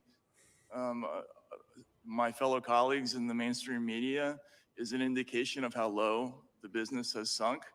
There was once a real esprit de corps and camaraderie within media. Whenever one of us was gone after, we all kind of rose to the challenge and supported. Used to be. Yeah. Used to be the case. That is gone now. We don't protect one another. You know what else used to happen? Democrats used to care about protecting First Amendment free speech rights too. Now it's like, okay, if you're attacking, and I said this on the House floor, I said, don't think they won't come for you. Oh, the big tech, big media, cancel culture, they may come for Republicans and conservatives now, but the mob is never satisfied. They will keep coming. Mr. Schellenberger, you know who the chair of the FTC is? Not personally. Lena Khan. Lena Khan. You know who she used to work for? My understanding is the Judiciary Committee. Yeah, she's worked for these folks. The same folks have been attacking you today. Same folks. Chair of the FTC, worked for them. Here's what they said. Here's what she said in a letter where they ask about who these journalists, again, they named 4 journalists by name. You were 2 of the 4. As I said before, I think it's frankly courageous and brave of you to show up today when you know the federal government's got an eye on you personally. Here's what they asked for in that letter. Any credentialing or background check Twitter has done on journalists. Now think about that. The federal government is saying, we want you to do a background check on members of the press. Freedom of the press mentioned in the First Amendment, and they're doing they want Twitter to do a background check on you before they can talk to you in America. The FTC, led by Lena Khan, who used to work for these guys, is asking that question. Now we know. Now we all know why. You guys said at the outset, this is the most chilling story. And you guys are New York Times bestsellers, award-winning journalists. But in all your time in the journalism field, this issue most important, and how this, I think, what'd you call it, Mr. Schellenberg, this complex, what'd you call it, the Censorship industrial complex. totally, this web of censorship, big government, big tech, NGOs, all this web of censorship that Mr. Bishop was getting into in his line of questioning. That's what this committee is going to get to. And that's not right or left. That's not, this is just right or wrong. This is wrong. We know it's wrong, and it's about protecting the First Amendment. I yield back. I now recognize the ranking member for her 5 minutes. Thank you. Thank you very much, Mr. Chair. Mr. Taibbi, the emails and documents you've produced all date to around 2020. Is that correct? No, there's a significant portion of them from 2017 and 2018 as well. Thank you. And Mr. Schellenberger, what dates do you have? I believe that we had emails including 2022, 2021, 2020. That's also true. 2019. And Mr. Taibbi said 2018. Do you have 2018 as well? I can't remember. Okay, thank you. Mr. Taibbi, how many employees did Twitter employ in approximately the time period of 2020, 2021? Do you know? I don't. Okay, it was 7,500. Do you know how many were in its legal team during that time period? I don't. I'm sorry. And do you know how many were in its public policy team? I don't.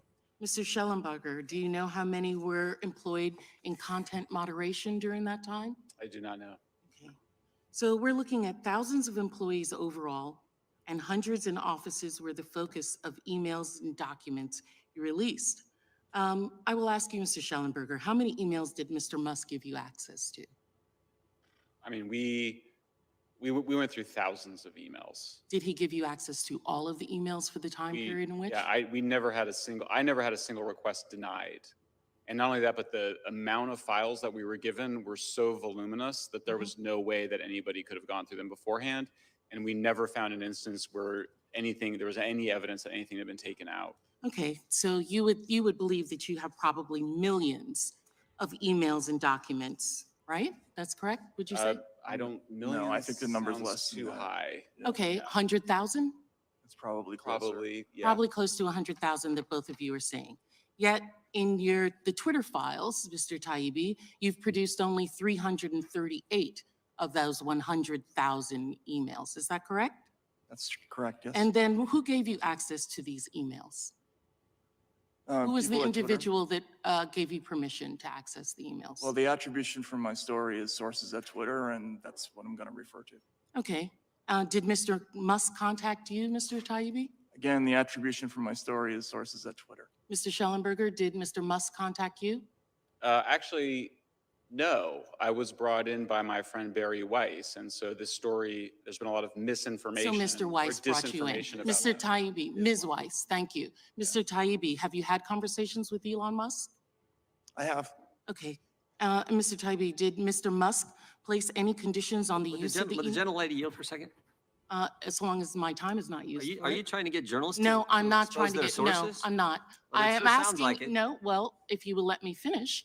And you had conversations with him, you said you weren't going to agree to who your sources were. I'm not asking you your source. I'm asking you if you had conversations with the owner of Twitter. And did Mr. Musk place any conditions on your use of the emails or documents? No, in fact, I was told explicitly that we were given license to look at present-day Twitter as well as past Twitter. So you had unfiltered access to Twitter's internal communications and systems? Yes. Would those include HR files? No. We did not have access to personal information of any kind. In fact, we signed a waiver Have you produced that waiver to the members of anyone on this committee or any staff? I'd be happy to Have produce you? it. I haven't, but I'd be happy. Have you given all of the access to what you were given by your source to this committee? No, and I would never do that. Okay. I didn't ask if you were given the committee, the individuals, but all of the files? No, you have not? No. So what we're getting is your dissemination, your decision as to what was important and not important in that, correct? Which is true in every news story. In every story. But you have files that you say you are sharing, but those files are just a smaller period of the files. Is that correct? Yes. Yes? Okay, thank you. And the FTC investigation of Twitter, you knew that they were investigating Twitter before the time period that Mr. Musk came on? I was aware of it, yes. And the FTC was concerned with user data being hacked or used? Is that correct, that they didn't have enough checks and balances on that data? Well, I wasn't privy to that part. Have you seen the consent decree? No, I have not. Okay, well, the consent decree is concerned with user data, which would be probably the reason that they were concerned if they're giving files to journalists that potentially data about users as well as data about individuals and employees would be given to them. My understanding So is I that didn't they ask didn't a ask- question. I didn't ask you a question, sir. Okay? So do you know that Elon Musk paid $44 billion for Twitter? Is that correct, Mr. Schellenberger? Were you aware of that? Yes, I read that. And did you know that he received that part of the funding from Saudi Arabia as well as Qatar? I heard that. And did you know that one of those individuals who owns Beyonce was the company, but Binance, while he has Canadian citizenship, he is a Chinese national. Were you aware of that? I did not know that. Okay, and that he stated that that was for the cause. But thank you very much for answering my questions. I yield back. Chair now recognizes the gentlelady from Wyoming for 5 minutes. Will the gentlelady yield for 20 seconds? Yes. I thank the gentlelady for yielding. I just think this is interesting. First, the FTC is asking for your backgrounds.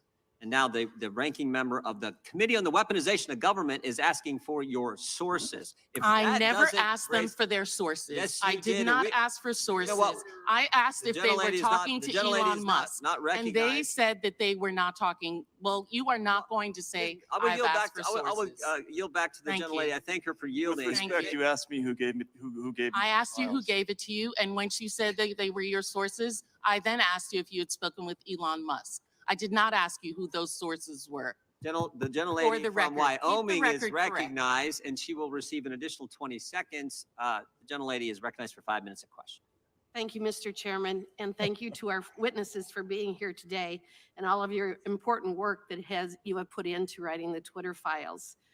Thank you for your willingness to come here and be subjected to the kind of abuse that we've observed when all you're trying to do is talk about the importance of the First Amendment and why the federal government should not be doing what they did and what has been evidenced in the Twitter files. I often say that sunshine is the best disinfectant.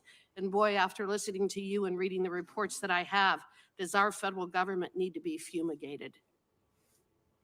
Mr. Taibbi, I'd like to focus on Twitter Files Part 9, Twitter and other government agencies, as I think a lot of the evidence you present in this section touches on the major takeaways that are so important for Americans to understand about the seriousness of what was found in the Twitter files.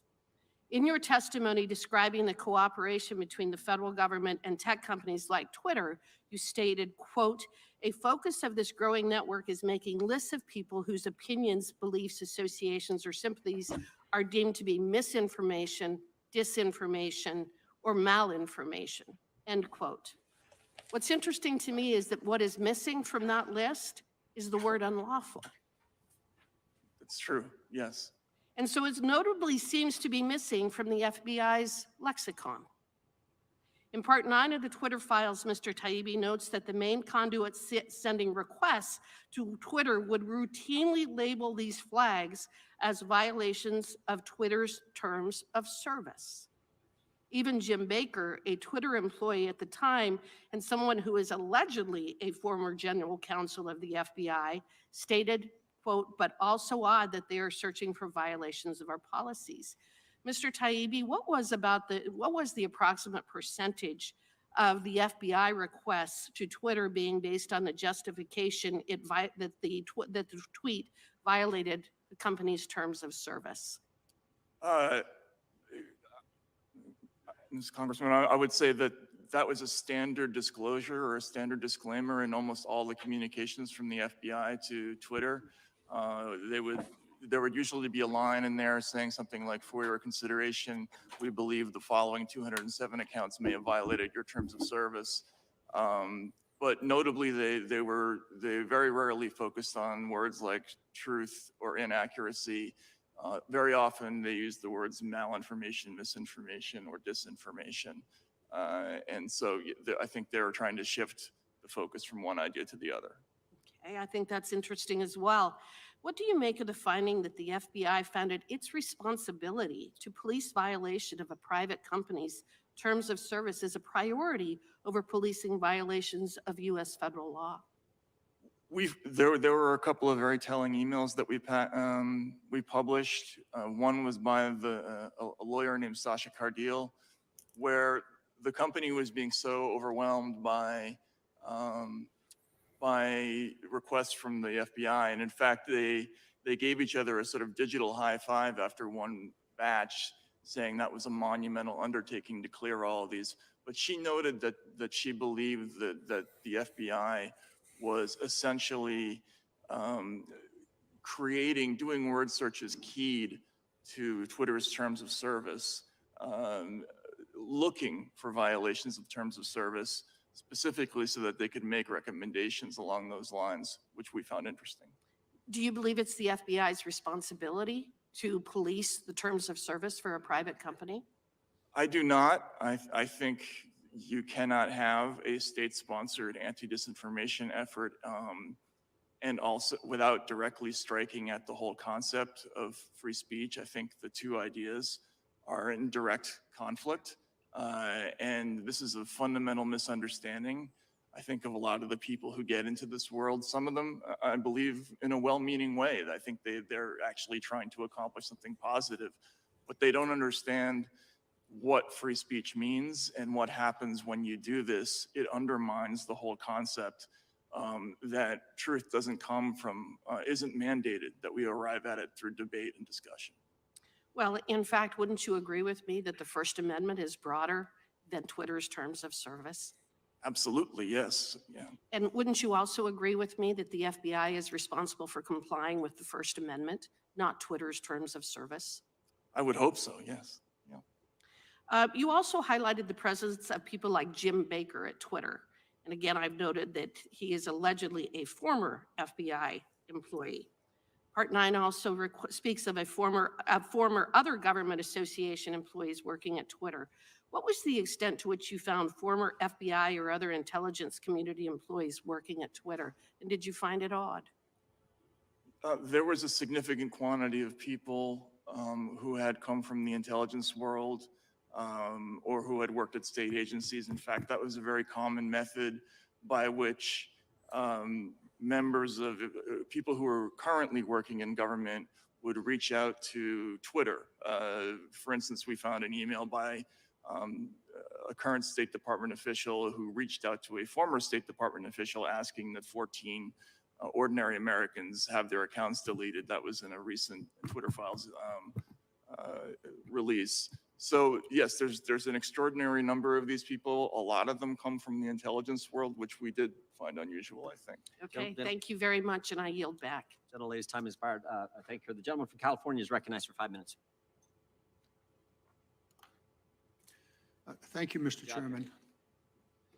I still try to figure out where all of this is going to go, but we've heard a lot from our Republican colleagues claiming that somehow all of this interaction has led to Twitter censoring conservative voices. And I really want to look at what the evidence is that that has or has not happened. In 2020, Twitter commissioned an objective study to examine whether its algorithms disproportionately promotes conservative or liberal voices. This was a massive study by researchers from the University of Cambridge and Berkeley. The analysis examined millions of Twitter accounts and 6.2 million news articles that were shared within the United States. The study results were quite clear.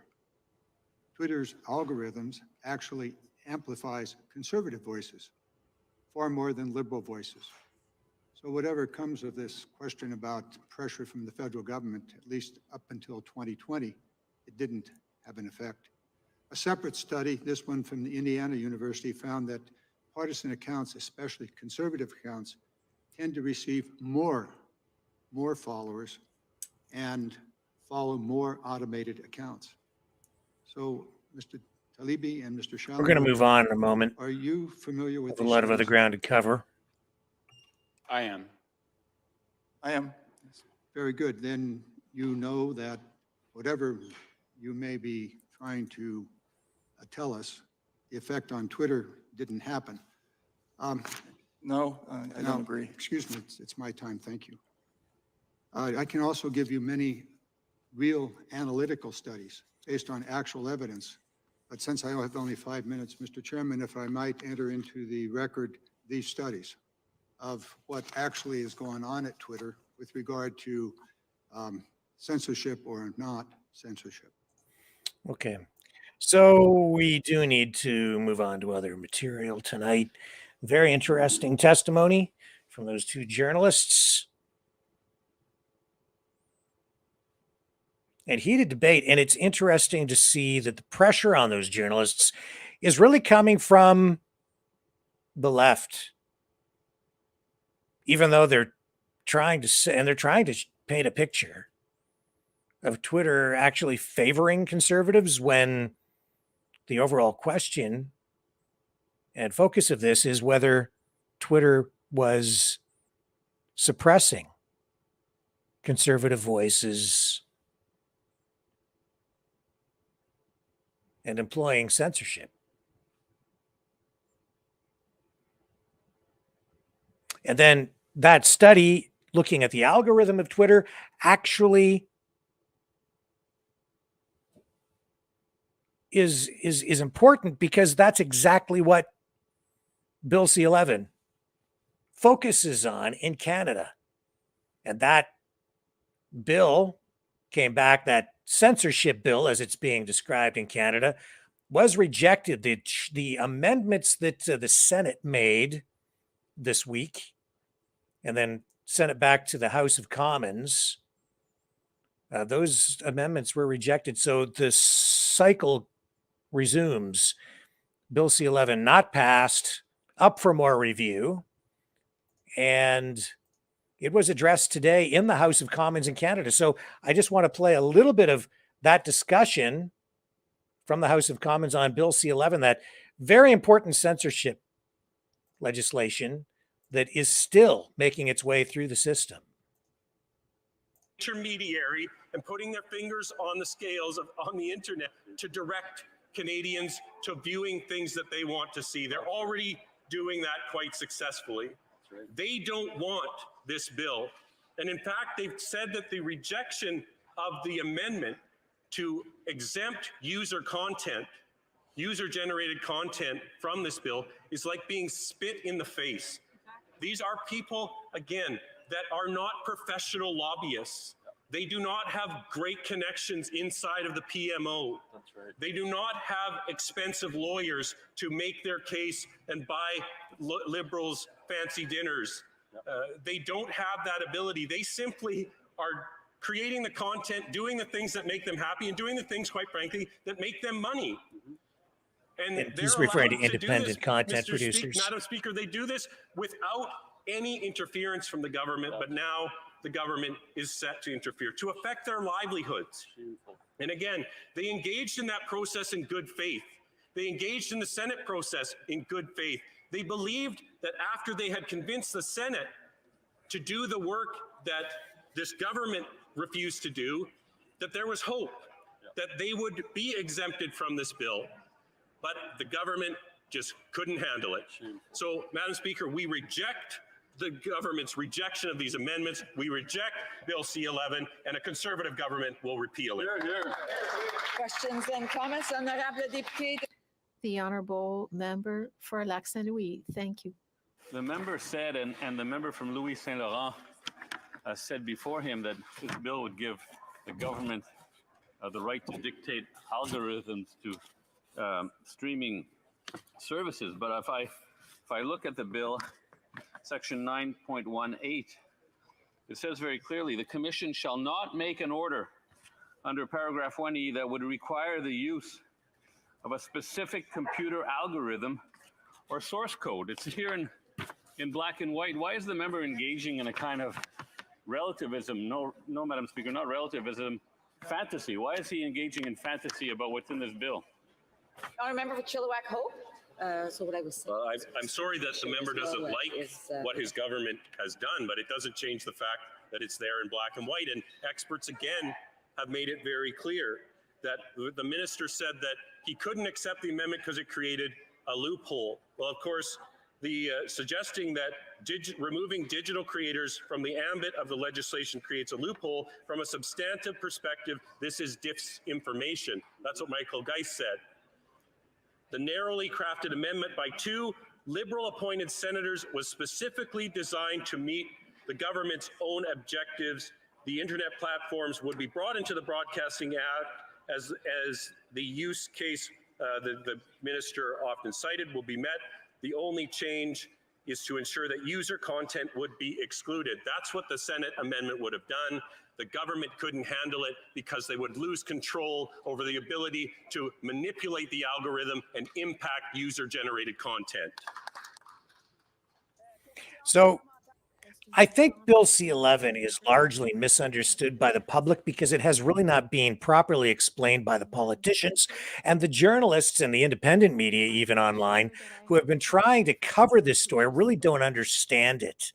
And what it really is it's Canadian content legislation. You see, in Canada, television stations, radio stations have always been subject to CanCon rules, Canadian content rules, legislation. So if you listen to Canadian radio, they have to play so many Canadian songs. And cable companies and, the system is set up to try to force certain companies to put money back into content creation. So what they're trying to do here with C-11 is a few things. Is they want to control the algorithm, one, to boost government recognized and licensed broadcasters that also have online platforms, and also mainstream media outlets like newspapers that have websites. So they put those up top. They're doing it already anyway. They are. It's quite obvious that they're doing it. So whether this bill passes or it doesn't, that's going to continue to be the case. They also want the social media platforms to pay content producers, those recognized mainstream content producers like CTV, Global, those broadcasters and other big newspapers, pay them a fee to use their content and to create Canadian content and to legislate certain levels of Canadian content. It's a concept that goes way back to the beginning of broadcast licenses in Canada, where the government has said, because Canada is such a huge country and we are situated so close to the United States, right up against the border, and we're bombarded with US media, that they want to preserve Canadian culture and promote it. And they said that Canadian content rules and laws would bring the country together and help Canadians communicate with each other and understand one another. That's why those Canadian content laws were there. And also to make sure that Canadian artists, musicians, journalists would have employment, that it would create funding for them on some level. And certainly for the mainstream media, they force television stations to have a certain amount of news content. You can't play too much rock and roll on radio stations. How many musicians play that are Canadian on a song dictates whether a Bryan Adams tune is actually deemed to be Canadian content. And in some cases, even a Bryan Adams song might not qualify for Canadian content. And I can tell you that as an independent producer, what I've had to do is fill out documents, applications with the Canadian Radio Television Communications Commission to have programs run on television stations where you have to fill it out and get what they call a C number in Canada in order to broadcast your program on Canadian stations, because you have to meet a certain threshold in order for it to be classified as Canadian content. And the television stations, then benefit from that because that content then counts toward their Canadian content points. They want to apply some of those same ideas and concepts and standards to the internet. That's largely what this is about. But the funny thing about it is that it's an indirect way, not so much to censor, but to control content and control the kind of content that is produced. It isn't so much about preventing content from being produced and distributed. It's more about the kind of content that is produced, because as the government puts these regulations in place, they dictate what you talk about or who's talking about it. Is it Canadians? So if I have a US guest on, that might not qualify as Canadian content. The other thing that's happened here that they're really not talking about is that the Senate, which is the house of sober second thought in Canada, when the legislation passes in Parliament, it's sent on to the Senate for final review. And the Senate, after reviewing it, giving it sober second thought, then either passes it or they make amendments and send it back. So they sent it back with amendments. One of those amendments, for instance, was for adult content. They wanted people to verify their age through and make that mandatory through this legislation before being able to view it online.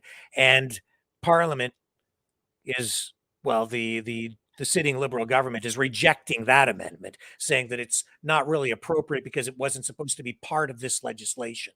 So this isn't just straight up censorship. This is more like indirect government control of content creation.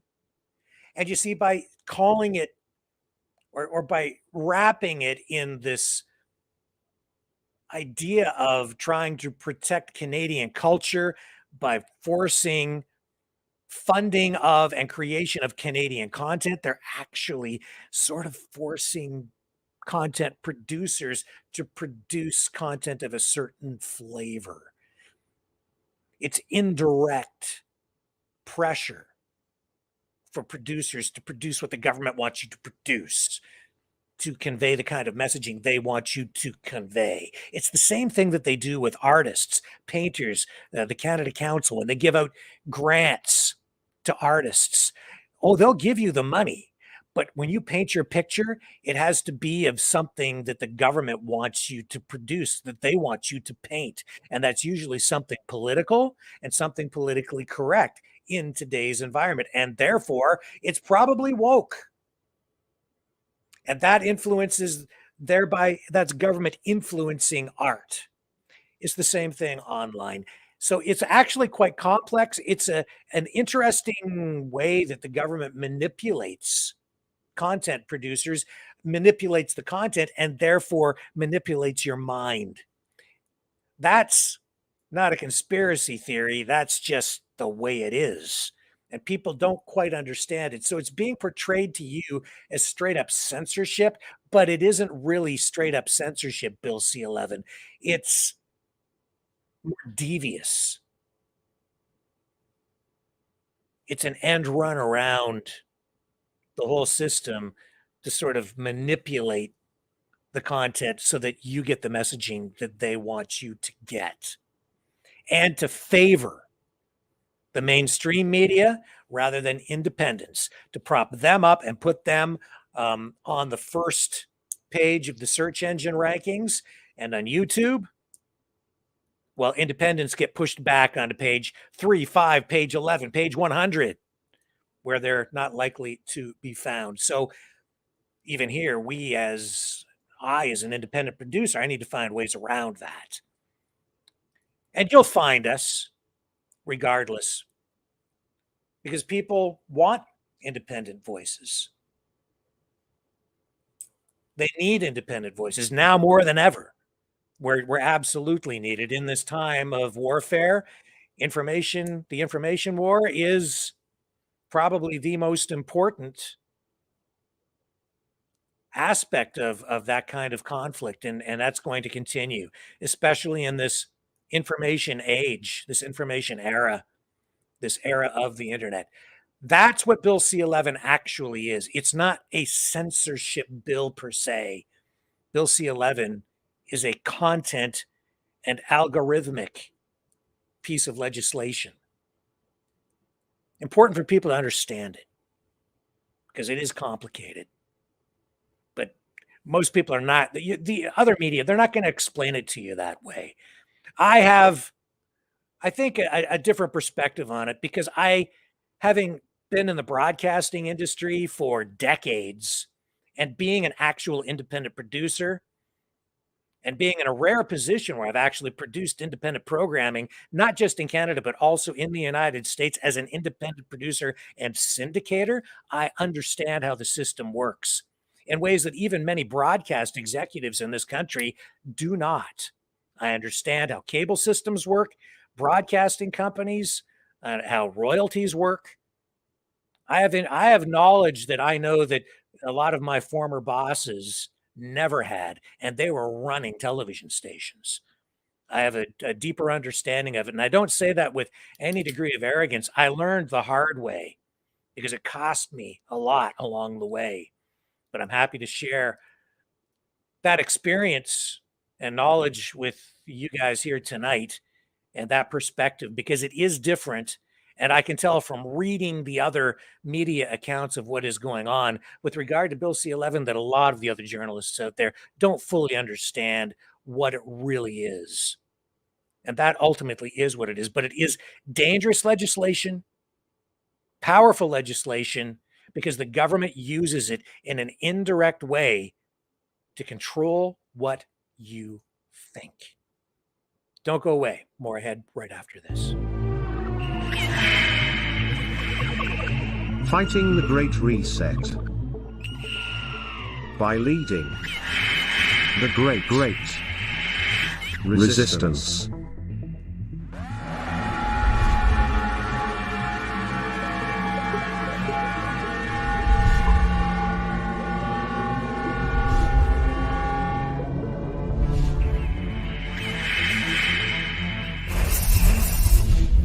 Maverick News.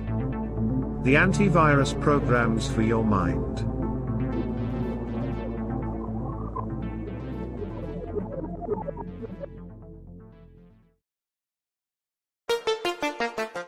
The New World Order.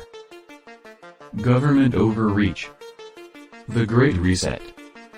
Mainstream media lies. Now more than ever, independent voices are needed. Donate now at freedomreporters.com. That's freedomreporters.com. Maverick News. The antivirus program for your mind.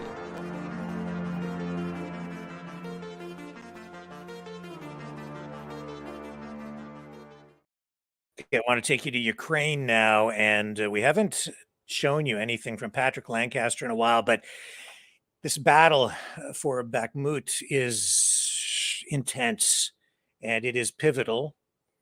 Patrick Lancaster was on his way to that area and had some incredible footage in one of his reports. And I won't run the whole thing. I won't steal all his thunder, but I absolutely want to run some of what he had to share in his most recent reporting. It's riveting, it's heartbreaking, and vital. Here's Patrick Lancaster. We are with the Russian private military company Wagner, and we have just entered the city limits of Solidor.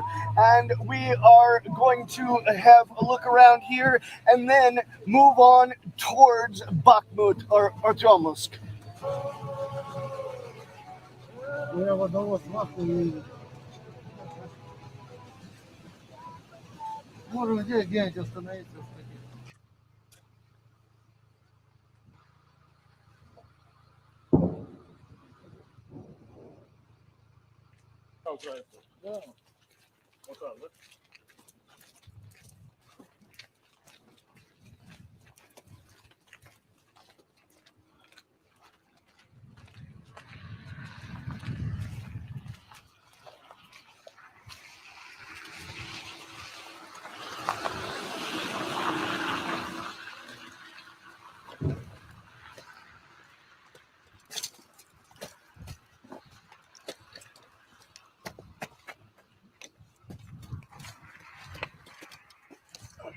You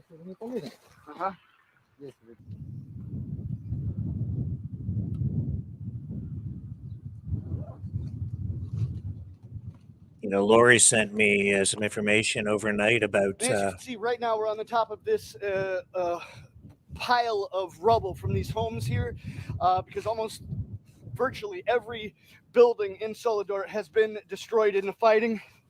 The Wagner Group took control of the city of Solidor just about a month ago, and then started to move forward to Artyomsk or Bakhmut, which is in that direction about 7 kilometers. And right now we're going to move forward here in Solidor and have a look around and see what the situation is here.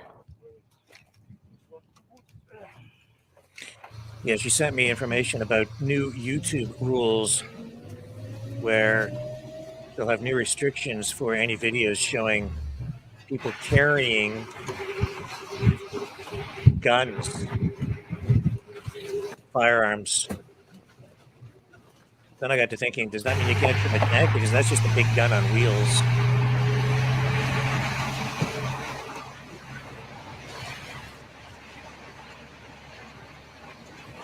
People lived there. Those were homes not so very long ago.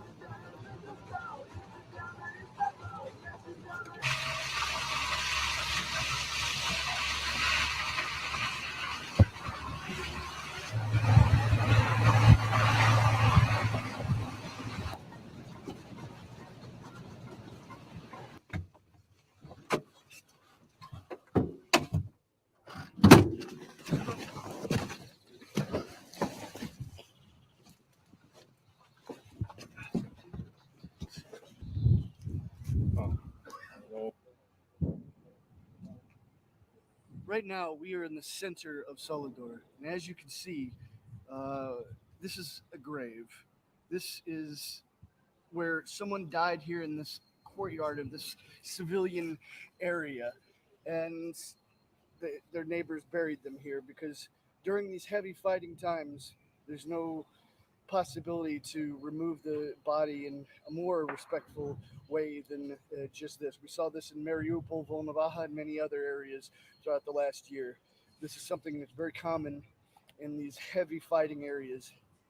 So we wish the best for whoever lays here and their family. And we can see the miner's helmet next to it. So maybe this was a miner who died here, because in Donbass it's a very heavy miner community, and specifically here in Solidor, it's known for salt mines. Other areas in Donbass are coal mines, but here it's salt mines. So we're just going to keep having a look to see what the situation is here.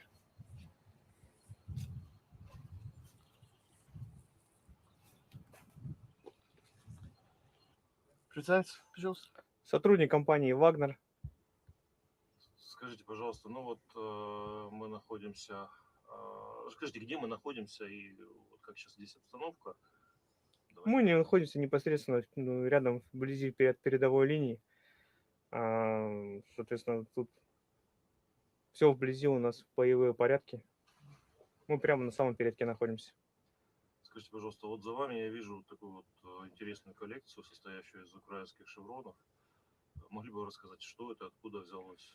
Да, это все шевроны, которые были, соответственно, с убитых нами поверженных врагов, соответственно, нашего противника сняты. Соответственно, это все штурма, которые собирают, соответственно, воюют, и шевроны все мы, как доска почета у нас. Тут разные вообще подразделения, там от разведывательных подразделений армии Украины до обычных всяких батальонов, от теробороны и все прочее. В том числе разные от иностранных наемников шевроны. So insignias, chevrons taken from Ну, soldiers иностранных that have been наемников они все killed. по-разному здесь бывают. То есть они вот от иностранных, он американский флаг, Including mercenaries. снят непосредственно был. Вот это тоже был снят с иностранных наемников. An American flag. Ну, тут различно вообще абсолютно. Правого сектора где-то шевроны здесь есть. Ну, националистического характера. Ну, все стандартно в общем. Скажите, пожалуйста, ну вот, а как обстановка, в общем-то, в Солидаре сейчас, как обстановка в других местах фронта? Ну, в Солидаре сейчас обстановка такая, как бы боевая. Весь мирное население, которое здесь было, мы все, соответственно, вывезли, эвакуировали, когда зашли в Солидар. Очень много мирных жителей оставалось в городе. Выводили, когда только заходили в Солидар, выводили все по ночам в основном. So we're going to pull out of that for a moment. We're going to take a brief break. We'll come back with more. And also coming up, the CEO of Norfolk Southern apologizing for the train derailment and chemical spill in East Palestine, Ohio.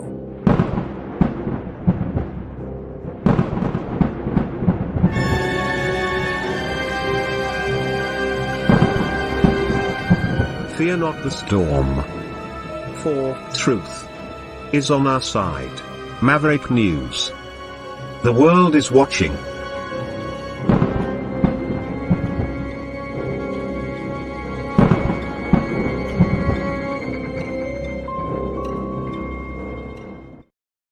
Okay, and back to more with Patrick Lancaster as he makes his way to Bakhmut.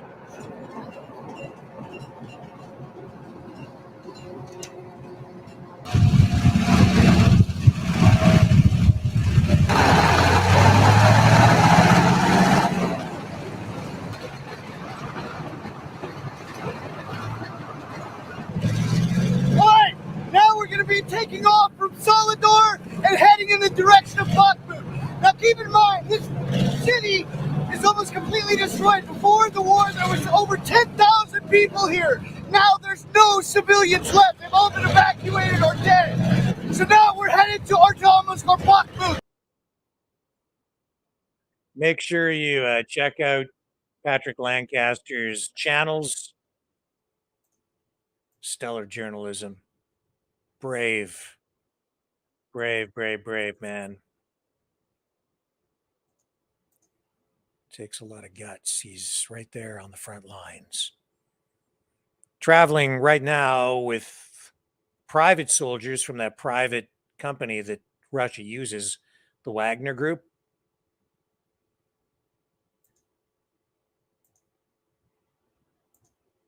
And putting himself in harm's way to bring you that side of the story.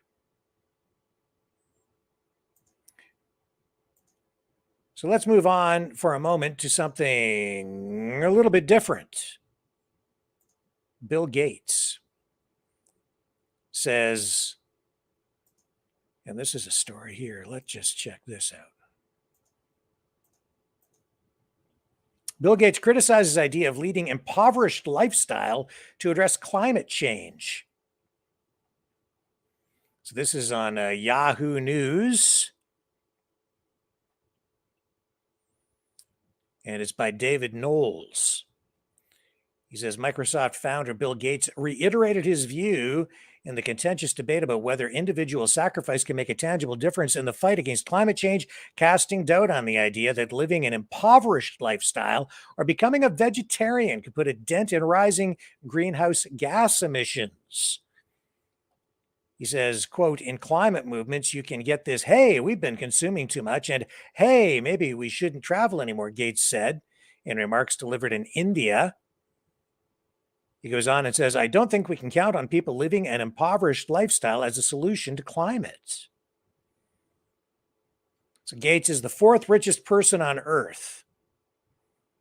And he says it's not realistic to expect that the climate crisis could be addressed by personal choices such as giving up eating meat. Although the globalists seem hell-bent on taking meat away from us and making us eat crickets. He says, quote, will all Indians become vegetarians? Will all Americans become vegetarians? I wouldn't want to count on it. Anybody wants to evangelize that, they're welcome to, Gates said. The notion that climate change, it goes on here and says, is too big a problem to be solved by individual lifestyle decisions is commonly held by many like Gates who are working to address what they see as a crisis. Even John Kerry, President Biden's climate envoy, has signaled that new technology will need to be developed for the world to achieve emissions goals. 50%, quote here, Kerry says, in Kerry's words, John Kerry, 50% of the reductions we have to make to get to net zero by 2050 or 2045 are going to come from technologies that we don't yet have. That was a quote from Kerry back in 2021 in an interview with the BBC. So Bill Gates in India making these comments as part of a trip there, and he produced this video. It's a short video. I'm going to run this. This is Bill Gates in India. And I still don't know why people put him on a pedestal where he talks about vaccines, but here we go.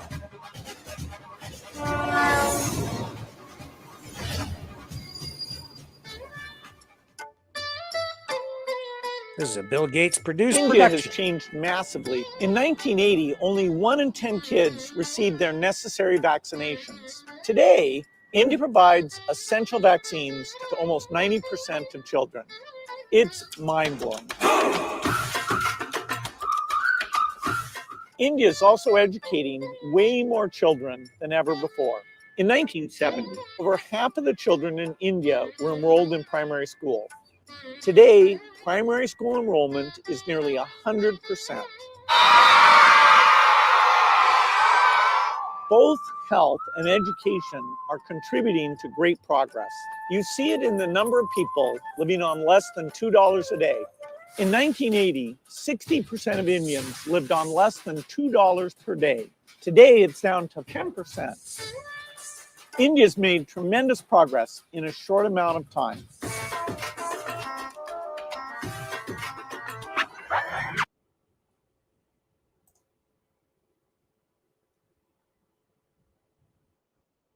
That's weird. That video was weird. The dancing people and the dancing around him in a circle, and he got all those people to make the map and the thing and the doll, the kids.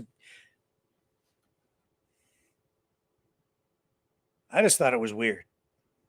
Why couldn't he just stand there and talk? Or would, I don't know, overproduced?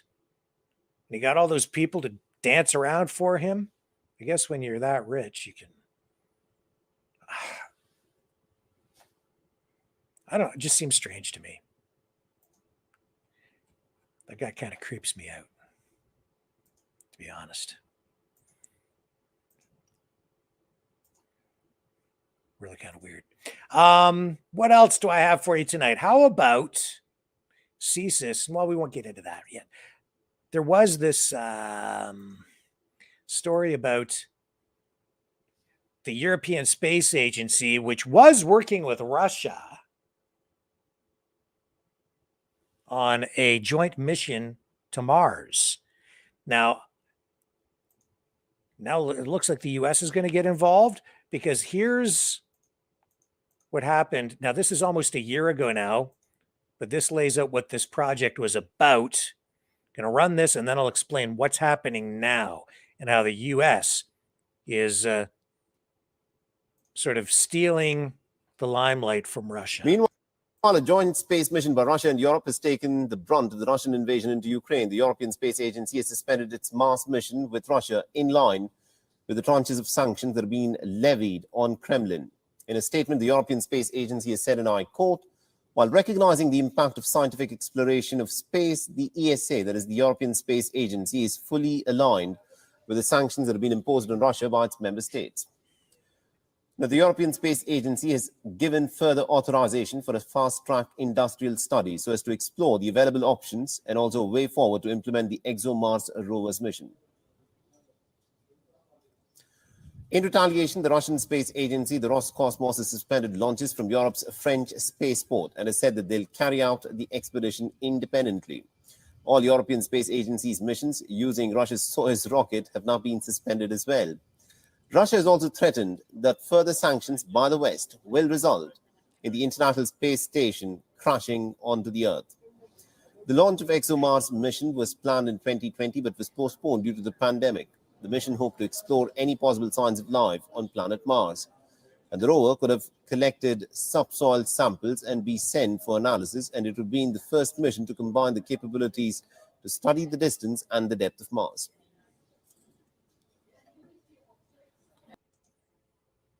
So that was 11 months ago. Now I can tell you that as of today, the U.S. is going to replace Russia as a partner in that Mars project, and it came from the White House. And here's the interesting thing. I'm not seeing this reported in any Western mainstream media, but you know where it is being reported? The TASS news agency out of Russia. Now, it may be reported somewhere here in the West, but I haven't been able to find it. Only this. So it says, under the draft U.S. budget for fiscal year 2024, appropriations earmarked for the National Aeronautics and Space Administration stipulate that the U.S. will replace Russia as a partner of the European Space Agency on a Mars exploration project. And this came from the White House today. The budget provides increased funding for 2 Mars missions that are partnerships with the European Space Agency, including one in which the United States is replacing Russia as a partner, the relevant document said. Additionally, the budget calls for appropriating initial funding for a space tug that would reduce reliance on Russia and help prepare for a new era of U.S.-built commercial space stations. How about that?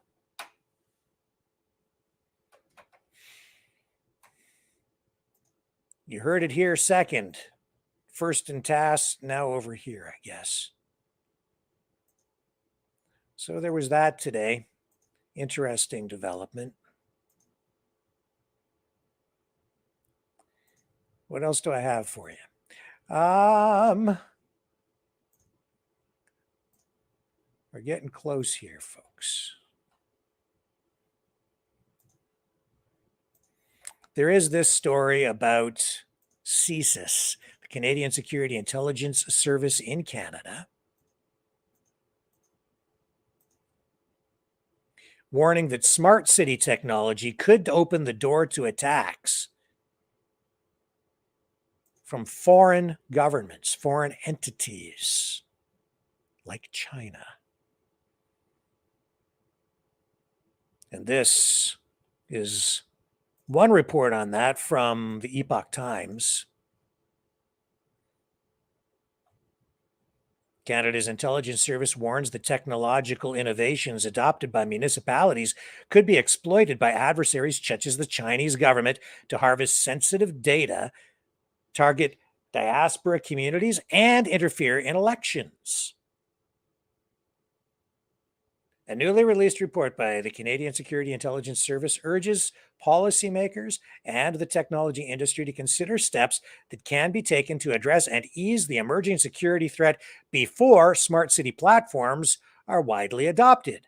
Such systems feature electronically linked devices that gather, analyze, store, and transmit information through centralized platforms.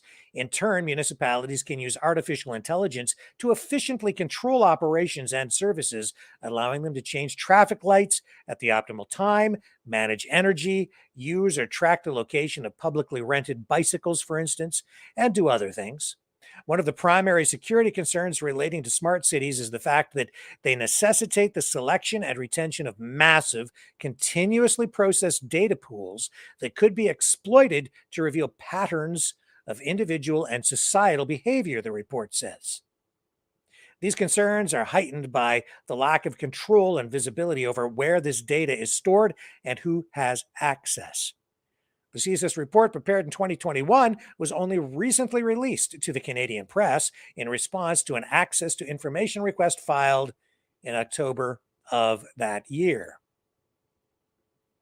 So it goes on to say that smart city devices collect massive amounts of personal data, including biometric data and other information highlighting personal life choices and patterns.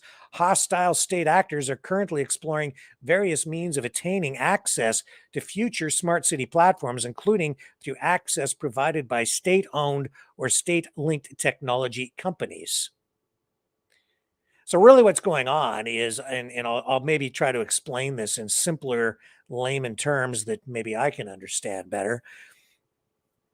You have smart cities where municipalities put things like streetlights up with maybe more energy efficient lighting built into it, but also sensors that are communicating back to a central control center using wireless technology.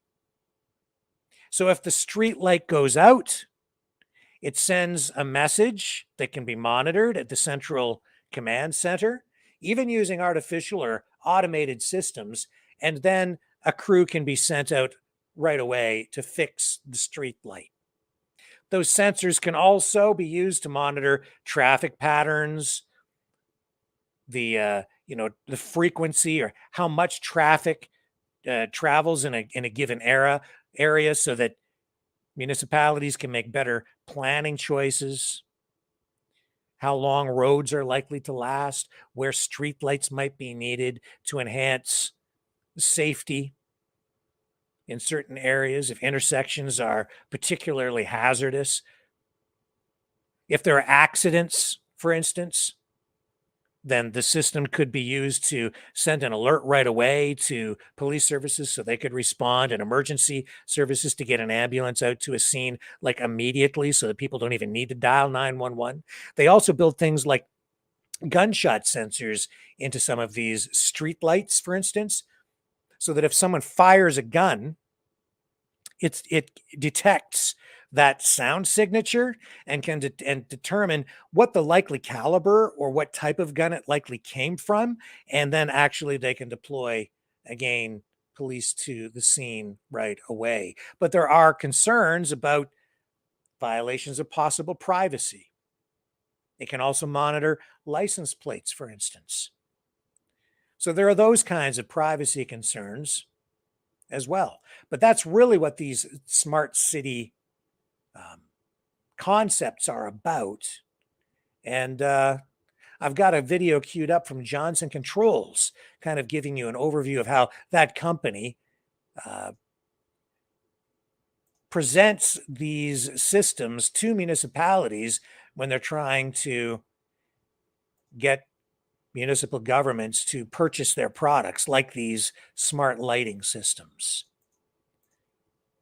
Here we go. I'm just going to let some of this roll.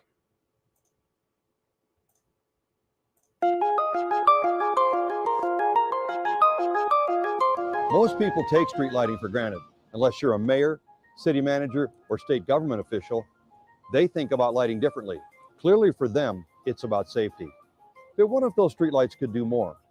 Light poles are actually vertical assets that can provide additional safety and information beyond lighting. What if these vertical assets embraced smart city technology to improve city services and quality of life while cutting energy and maintenance costs? Connected lighting systems can do that. Let me show you what I mean. At the most basic level, upgrading street lights to LEDs, it's a great improvement. But if you stop there, you're not ready to take advantage of smart city technology. You know, a little bit of forethought can take your investment to the next level by networking those street lights. Many owners are upgrading their street lights to LEDs, which include wireless communication. They monitor their lighting grid from a central command center, and if a fixture goes out, they can pinpoint the location remotely, saving maintenance costs and improving safety. To make an even bigger impact on safety and quality of life, a street lighting grid can serve as the network for additional non-lighting applications. You do that by layering on intelligent systems using low bandwidth sensors. For example, you can use the network to transmit automated water meter readings, which improves billing efficiency. If you want to improve traffic flow and increase municipal revenues, the sensors can gather data from city parking lots to inform citizens about open spaces. Sensors can also monitor the environment and send out air quality alerts or notification of flooded streets. They can even help reduce trash pickup costs by alerting you only when garbage containers are full. Want to do even more? Another option is to deploy a high bandwidth network. This enables a whole new level of smart city applications. These include real-time or streaming video, gunshot detection, support for autonomous vehicle fleets, and other applications that are still on the drawing board. One of the foundations of a smart city is a future-ready connected street lighting system. Johnson Controls partners with a broad ecosystem of lighting innovators to deliver solutions to our customers. We don't offer a one-size-fits-all approach, simply because all customers are unique. We begin with education to understand our customers and their requirements by engaging the community stakeholders. We are helping governments across the country use resources efficiently, improve operations, and boost economic development.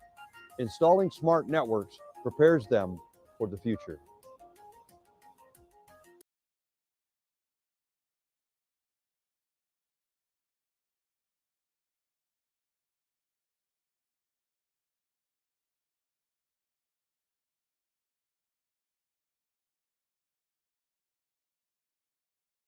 Sorry, my mic was muted. Obviously, that's what it's all about. But there's the security and privacy concerns as laid out by the Canadian Security Intelligence Service. So these are things to be mindful of. You know, I think it's important, though, that it's kept in perspective. I've been seeing some reports and some people just commenting and making videos, sharing information that is not entirely factual and a little bit off. You know, when municipalities employ these kinds of technologies and these systems, the primary focus is not to monitor individuals. It's more about mass data collection. And you can see exactly what they're using the technology for in that video. Not to say that video surveillance isn't happening, but you know what? All that kind of stuff is being done already. They already have cameras out there. You're on cameras everywhere you go right now. And if they want to monitor you as an individual, they can do that much more effectively following you with this, your cell phone.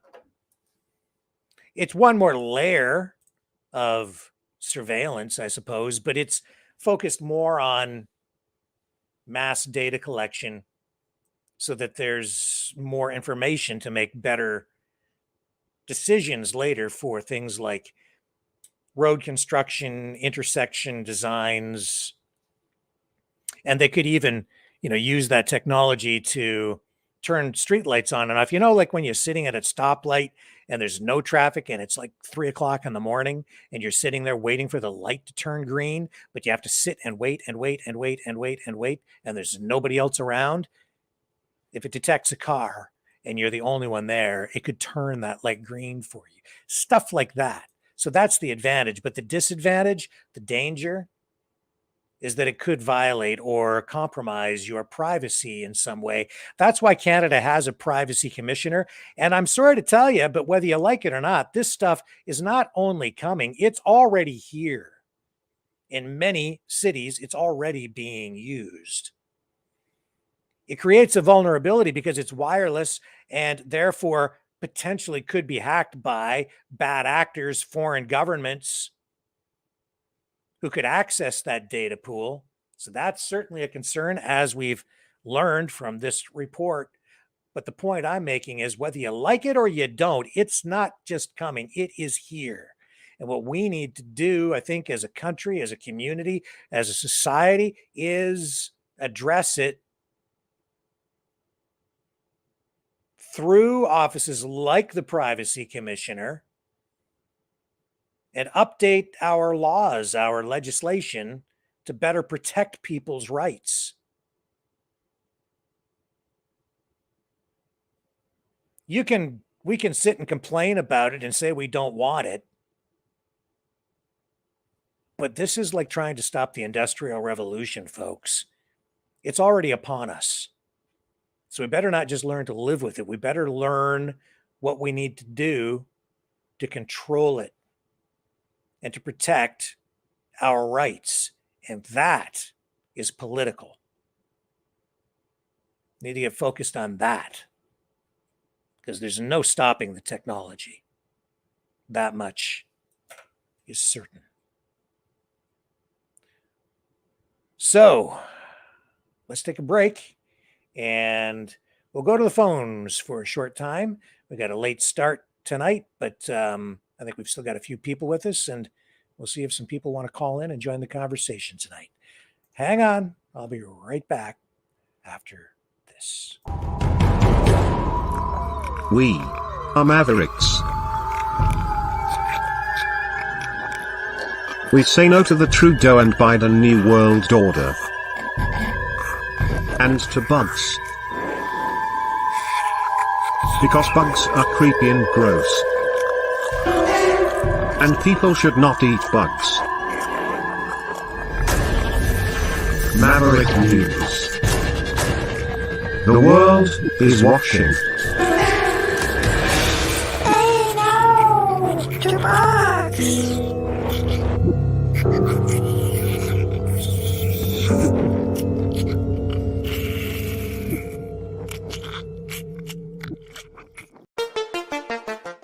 The New World Order. Government overreach. The Great Reset. Mainstream media lies. Now more than ever, independent voices are needed. Donate now at freedomreporters.com. That's freedomreporters.com. Maverick News. The antivirus program for your mind.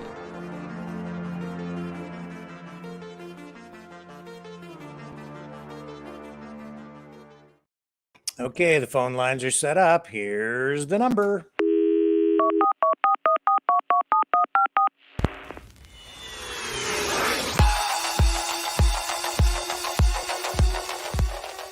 Join the conversation. Call 1-833-975-3733. That's 1-833-975-FREE.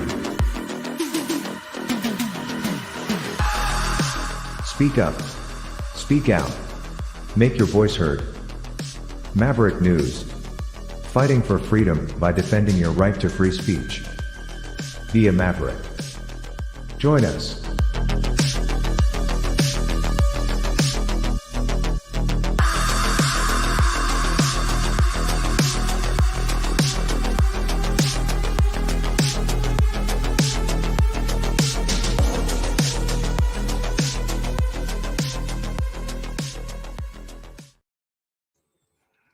Okay, here he is. Go ahead, sir. You got the balls of the South, the man without a plan, and the master of everybody's disaster tonight, Rick. Can you hear the background? That's money making. Oh. The spindles are turning. Oh, that's a good thing. That's a great thing. Yeah. So I'm going to step on to last night a little bit there since we couldn't call in. You know, I gained a little respect for Pierre in the House, okay, for trying to hold Trudeau accountable. But he's a weasel. We all know it. And by due process, hopefully he's gone soon. It's up to Jagmeet Singh now to make the big decision. The power's in his court, correct? I don't know exactly what you mean by that. The power's in Jagmeet Singh's corner to do what? A vote of non-confidence, for starters. Oh. Right? That'll get us to where we want anyways. But like you said, the polls, I don't believe, I don't know, these poll smokers out there. Who's the poll? CBC? If so, give me a break. Yeah, that was a 338 poll.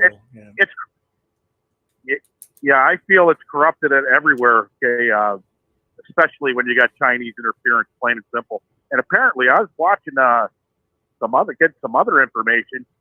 2000, in his first election, 2015, there was Chinese interference. Didn't happen in 2019. It's been going on for a while, folks. Open your eyes. Do what you can. As for Tucker Carlson, I love the guy, man. I do. Mm-hmm. There's a guy who's digging deep. You know, you may have to move to Russia soon. Yeah. You'll be ostracized by you know who, the woke. Yep. But I'll tell you what, that guy, if Fox News got rid of him, he'd be bigger than he'd be as big as Joe Rogan. Okay, he'll make money. He'll make a lot more money on his own if he has to go that way. I don't think Fox will get rid of him. No, he has his Murdoch- ratings are too strong right now for them to ditch him. That's for sure. I think so too. You know, if he went on his own, like he would just kill it. He'd kill the Rick Walker show if he came in on 6 o'clock. He'd kill them all at 6 o'clock. Probably would do that. Yeah. You'd have to change. Yeah, you'd have to change your time slot to midnight. That's all right. I'm up. I'm watching. Yeah, that's well, the way it is. You know what I mean? I look at that. It takes guts to do reporting like that. Well, it takes guts. That journalist that was in Bookmat or whatever the hell it's called. Backmoot. Okay. Patrick Lancaster. Yep. Now that takes balls. Yep. Okay, you want to get on the front line. You know, it was always scripted. Even I watch a lot of Vietnam stories and shit like that. And the journalists came in after the massacres and shit like that, right? And they started filming like they were live on the scene. You know, seldom did a journalist get caught in the middle of shit. They were protected, right? Propaganda. Yeah. The machine's been going on for a long time. And people got to start opening their eyes, Rick. I'm not going to get furious and say, oh, hang this guy, do this, do that. It's not going to happen. Okay. As for the gentleman, Mr. Hornhead there in Washington. The QAnon shaman. Yeah. Hey, that guy should be set free as of yesterday.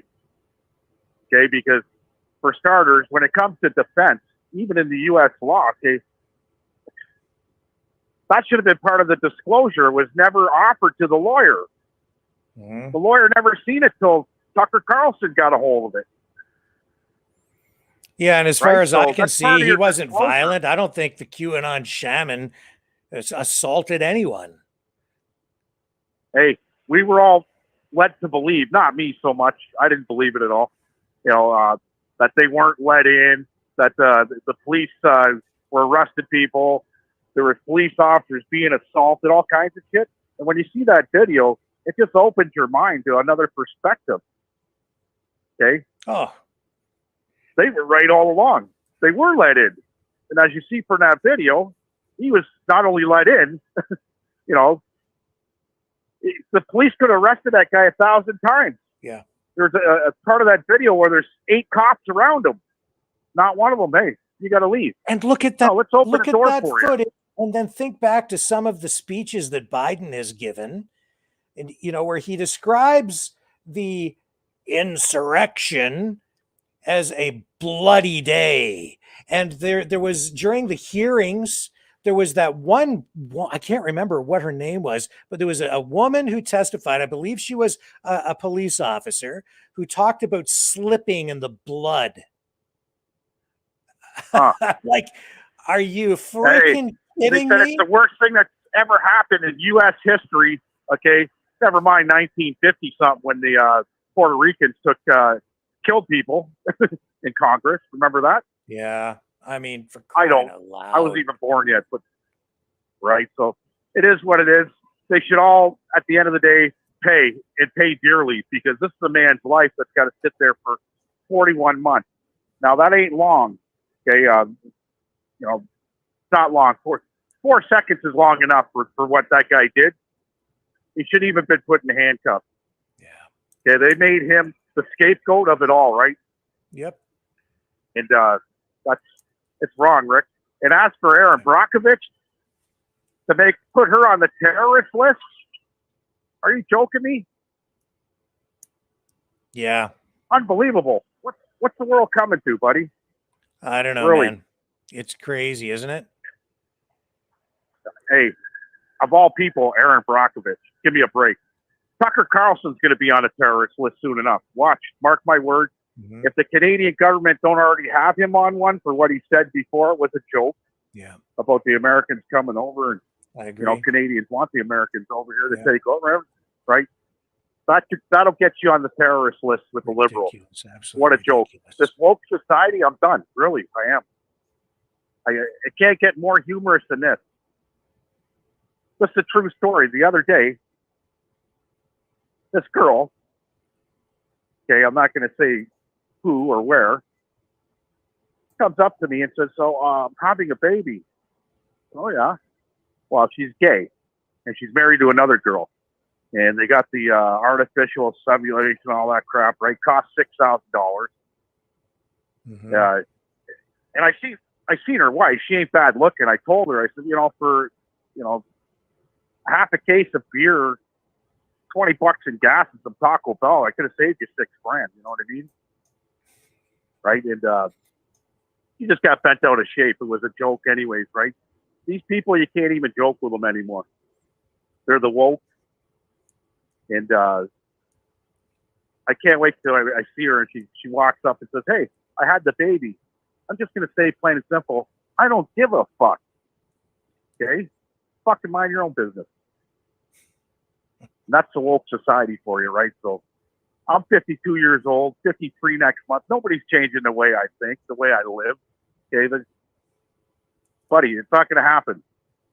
I'd rather sit in a prison cell before that shit happens. You're not going to conform me to what you want. You know, not at 53 years old.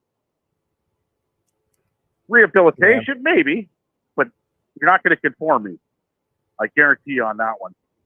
So with that being said, get to your next caller, Rick. Great couple of days. You're doing fine work. And I like where you're going with all this news, okay? I really do. And you're going to keep digging and digging deeper like a miner. So you're as deep as the Timmins gold mine, Schumacher, the deepest one I think it is, called Gold Ink or something up there, about 2,000 feet deep. Oh yeah. You're digging deep, buddy. Now get your gold. And all the viewers out there, okay, I'm just gonna say some names: Anasty, Yo Boy, Sandy Anderson, Caroline. Get over to Discord. Dackid's already there. FJT, already missed. All you guys get over to Discord, okay? Even Rick's on Dylan's Discord. Yep. It's great. People chatting, conversing after the show, before the show, and it's not taking anything away from Rick. It's actually pretty fun.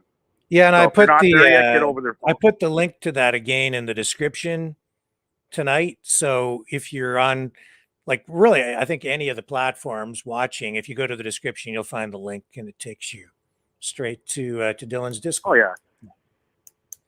Right. So. Well, Dylan changed his name. I didn't know. I've been talking to this Tread guy on here for a few weeks. I was wondering where Dylan was, and he says, I'm Tread. I see how, okay, there you go. Good one, Dylan. You got me. Could have played tricks. But with that being said, Rick, tomorrow show that car I sent you on the that video of the 1950. I didn't see the car. I saw. Oh, the flying thing. I'll show that tonight. I'll get that queued up and I'll show. You'll show that tonight. That was hilarious. That's some funny shit. Oh my! Talk about dangerous. This is like a flying hovercraft thingy majiggy, like a early form of a here's dangerous drone. Here's dangerous. I get off work at crazy hours. I did a video last night at 3:35 a.m. I'm driving down Kempsey Road. I see smoke. I'm like, uh-oh. So I do a U-E. I see this house on fire. Bernard and Tecumseh. Okay, and there's just smoke burling. I call 911 and then I go Facebook Live. I was there before obviously I made the 911 call. The fire trucks came, right? The smoke was so thick I could only stick around for a few. I don't know how these firemen do it, Rick, but they were there and they were there fast, right? And you know, like I said, I catch crazy shit at crazy hours, right? Here and I'm just going to report it as I see it. Here, I'll bring this up on the screen so that everybody can. Oops, hang on. I have to bring that back up. Hang on just a second. Okay, you're back. Now I have to go here and find this. There we go. Okay. I'm going to run this. Leo sent this to me. They're calling the Helivector.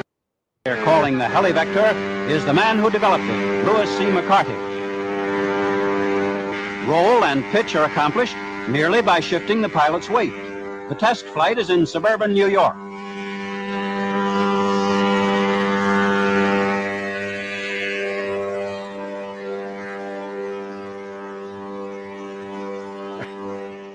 Not too much height today, but for an extra eyeful, no hands. Who knows, commuters, this could be your 5:15 of tomorrow. Down to a pontoon landing in the water. And as the motor purrs to a halt, we say farewell for now to a unique flying machine. They're calling the Helivector is the man who developed. Can you believe that, man? Fall Yeah. off. I like where he goes, look, no hands. Well, if you lose it, you got no arms, no head. Yeah. That's like You're minced meat. Yes, just it slices, it dices. Oh my God. But you know what? The That woke just society, shows- the that woke just shows- society would never let that fly today. No way. But it just shows how tough we were back in those days. Nothing stopped us, Bingo. boy. Yeah, we would drink water out of the garden hose and throw rocks at each other for fun and fly around on flying machines with no guards on them, giant propellers that would chop us into little bitsy pieces if we fell off. So you just didn't fall off. I love it, Rick. I do. And you know what? That's a built real men. Yeah. You know, we're getting a snowstorm tomorrow, and my kid, he's 17, 18 years old. We used to jump on the back of bumpers, okay, and go for a ride. Yeah. Remember that bumper hitching? Yes. Okay. These kids today, fuck these. Jesus, I don't know. I'm glad that they're not bumper hitching. Don't get me wrong. Okay, or hopping trains. Or, we've done dangerous things, man. Yeah. But let's ride bicycles with no hands, no helmet. Say, these kids today, I don't know. I don't know either, They're Leo. not cut from the same cloth. That is for sure. Okay, Rick. Thank you, buddy. Have a good night. Yeah, you too, Leo. Have a good night, my friend.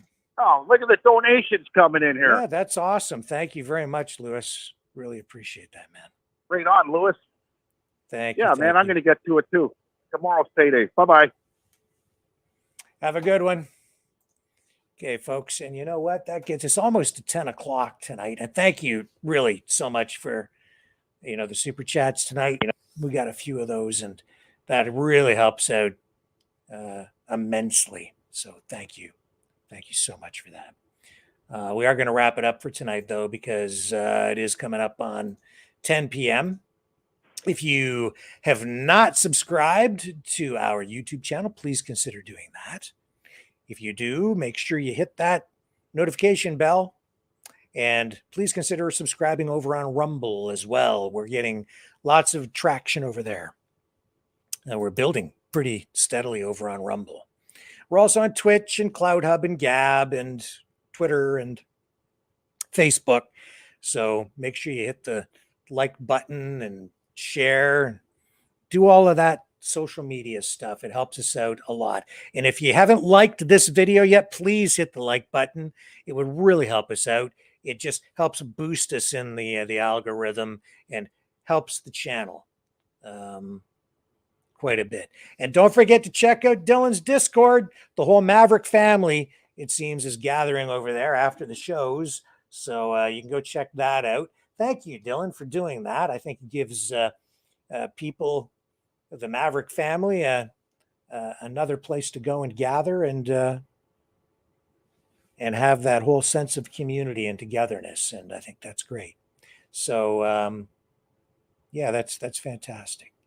We will be back tomorrow night, 6 p.m. Eastern Standard Time, here on the Maverick News Channel. And we'll catch you all then on the flip side.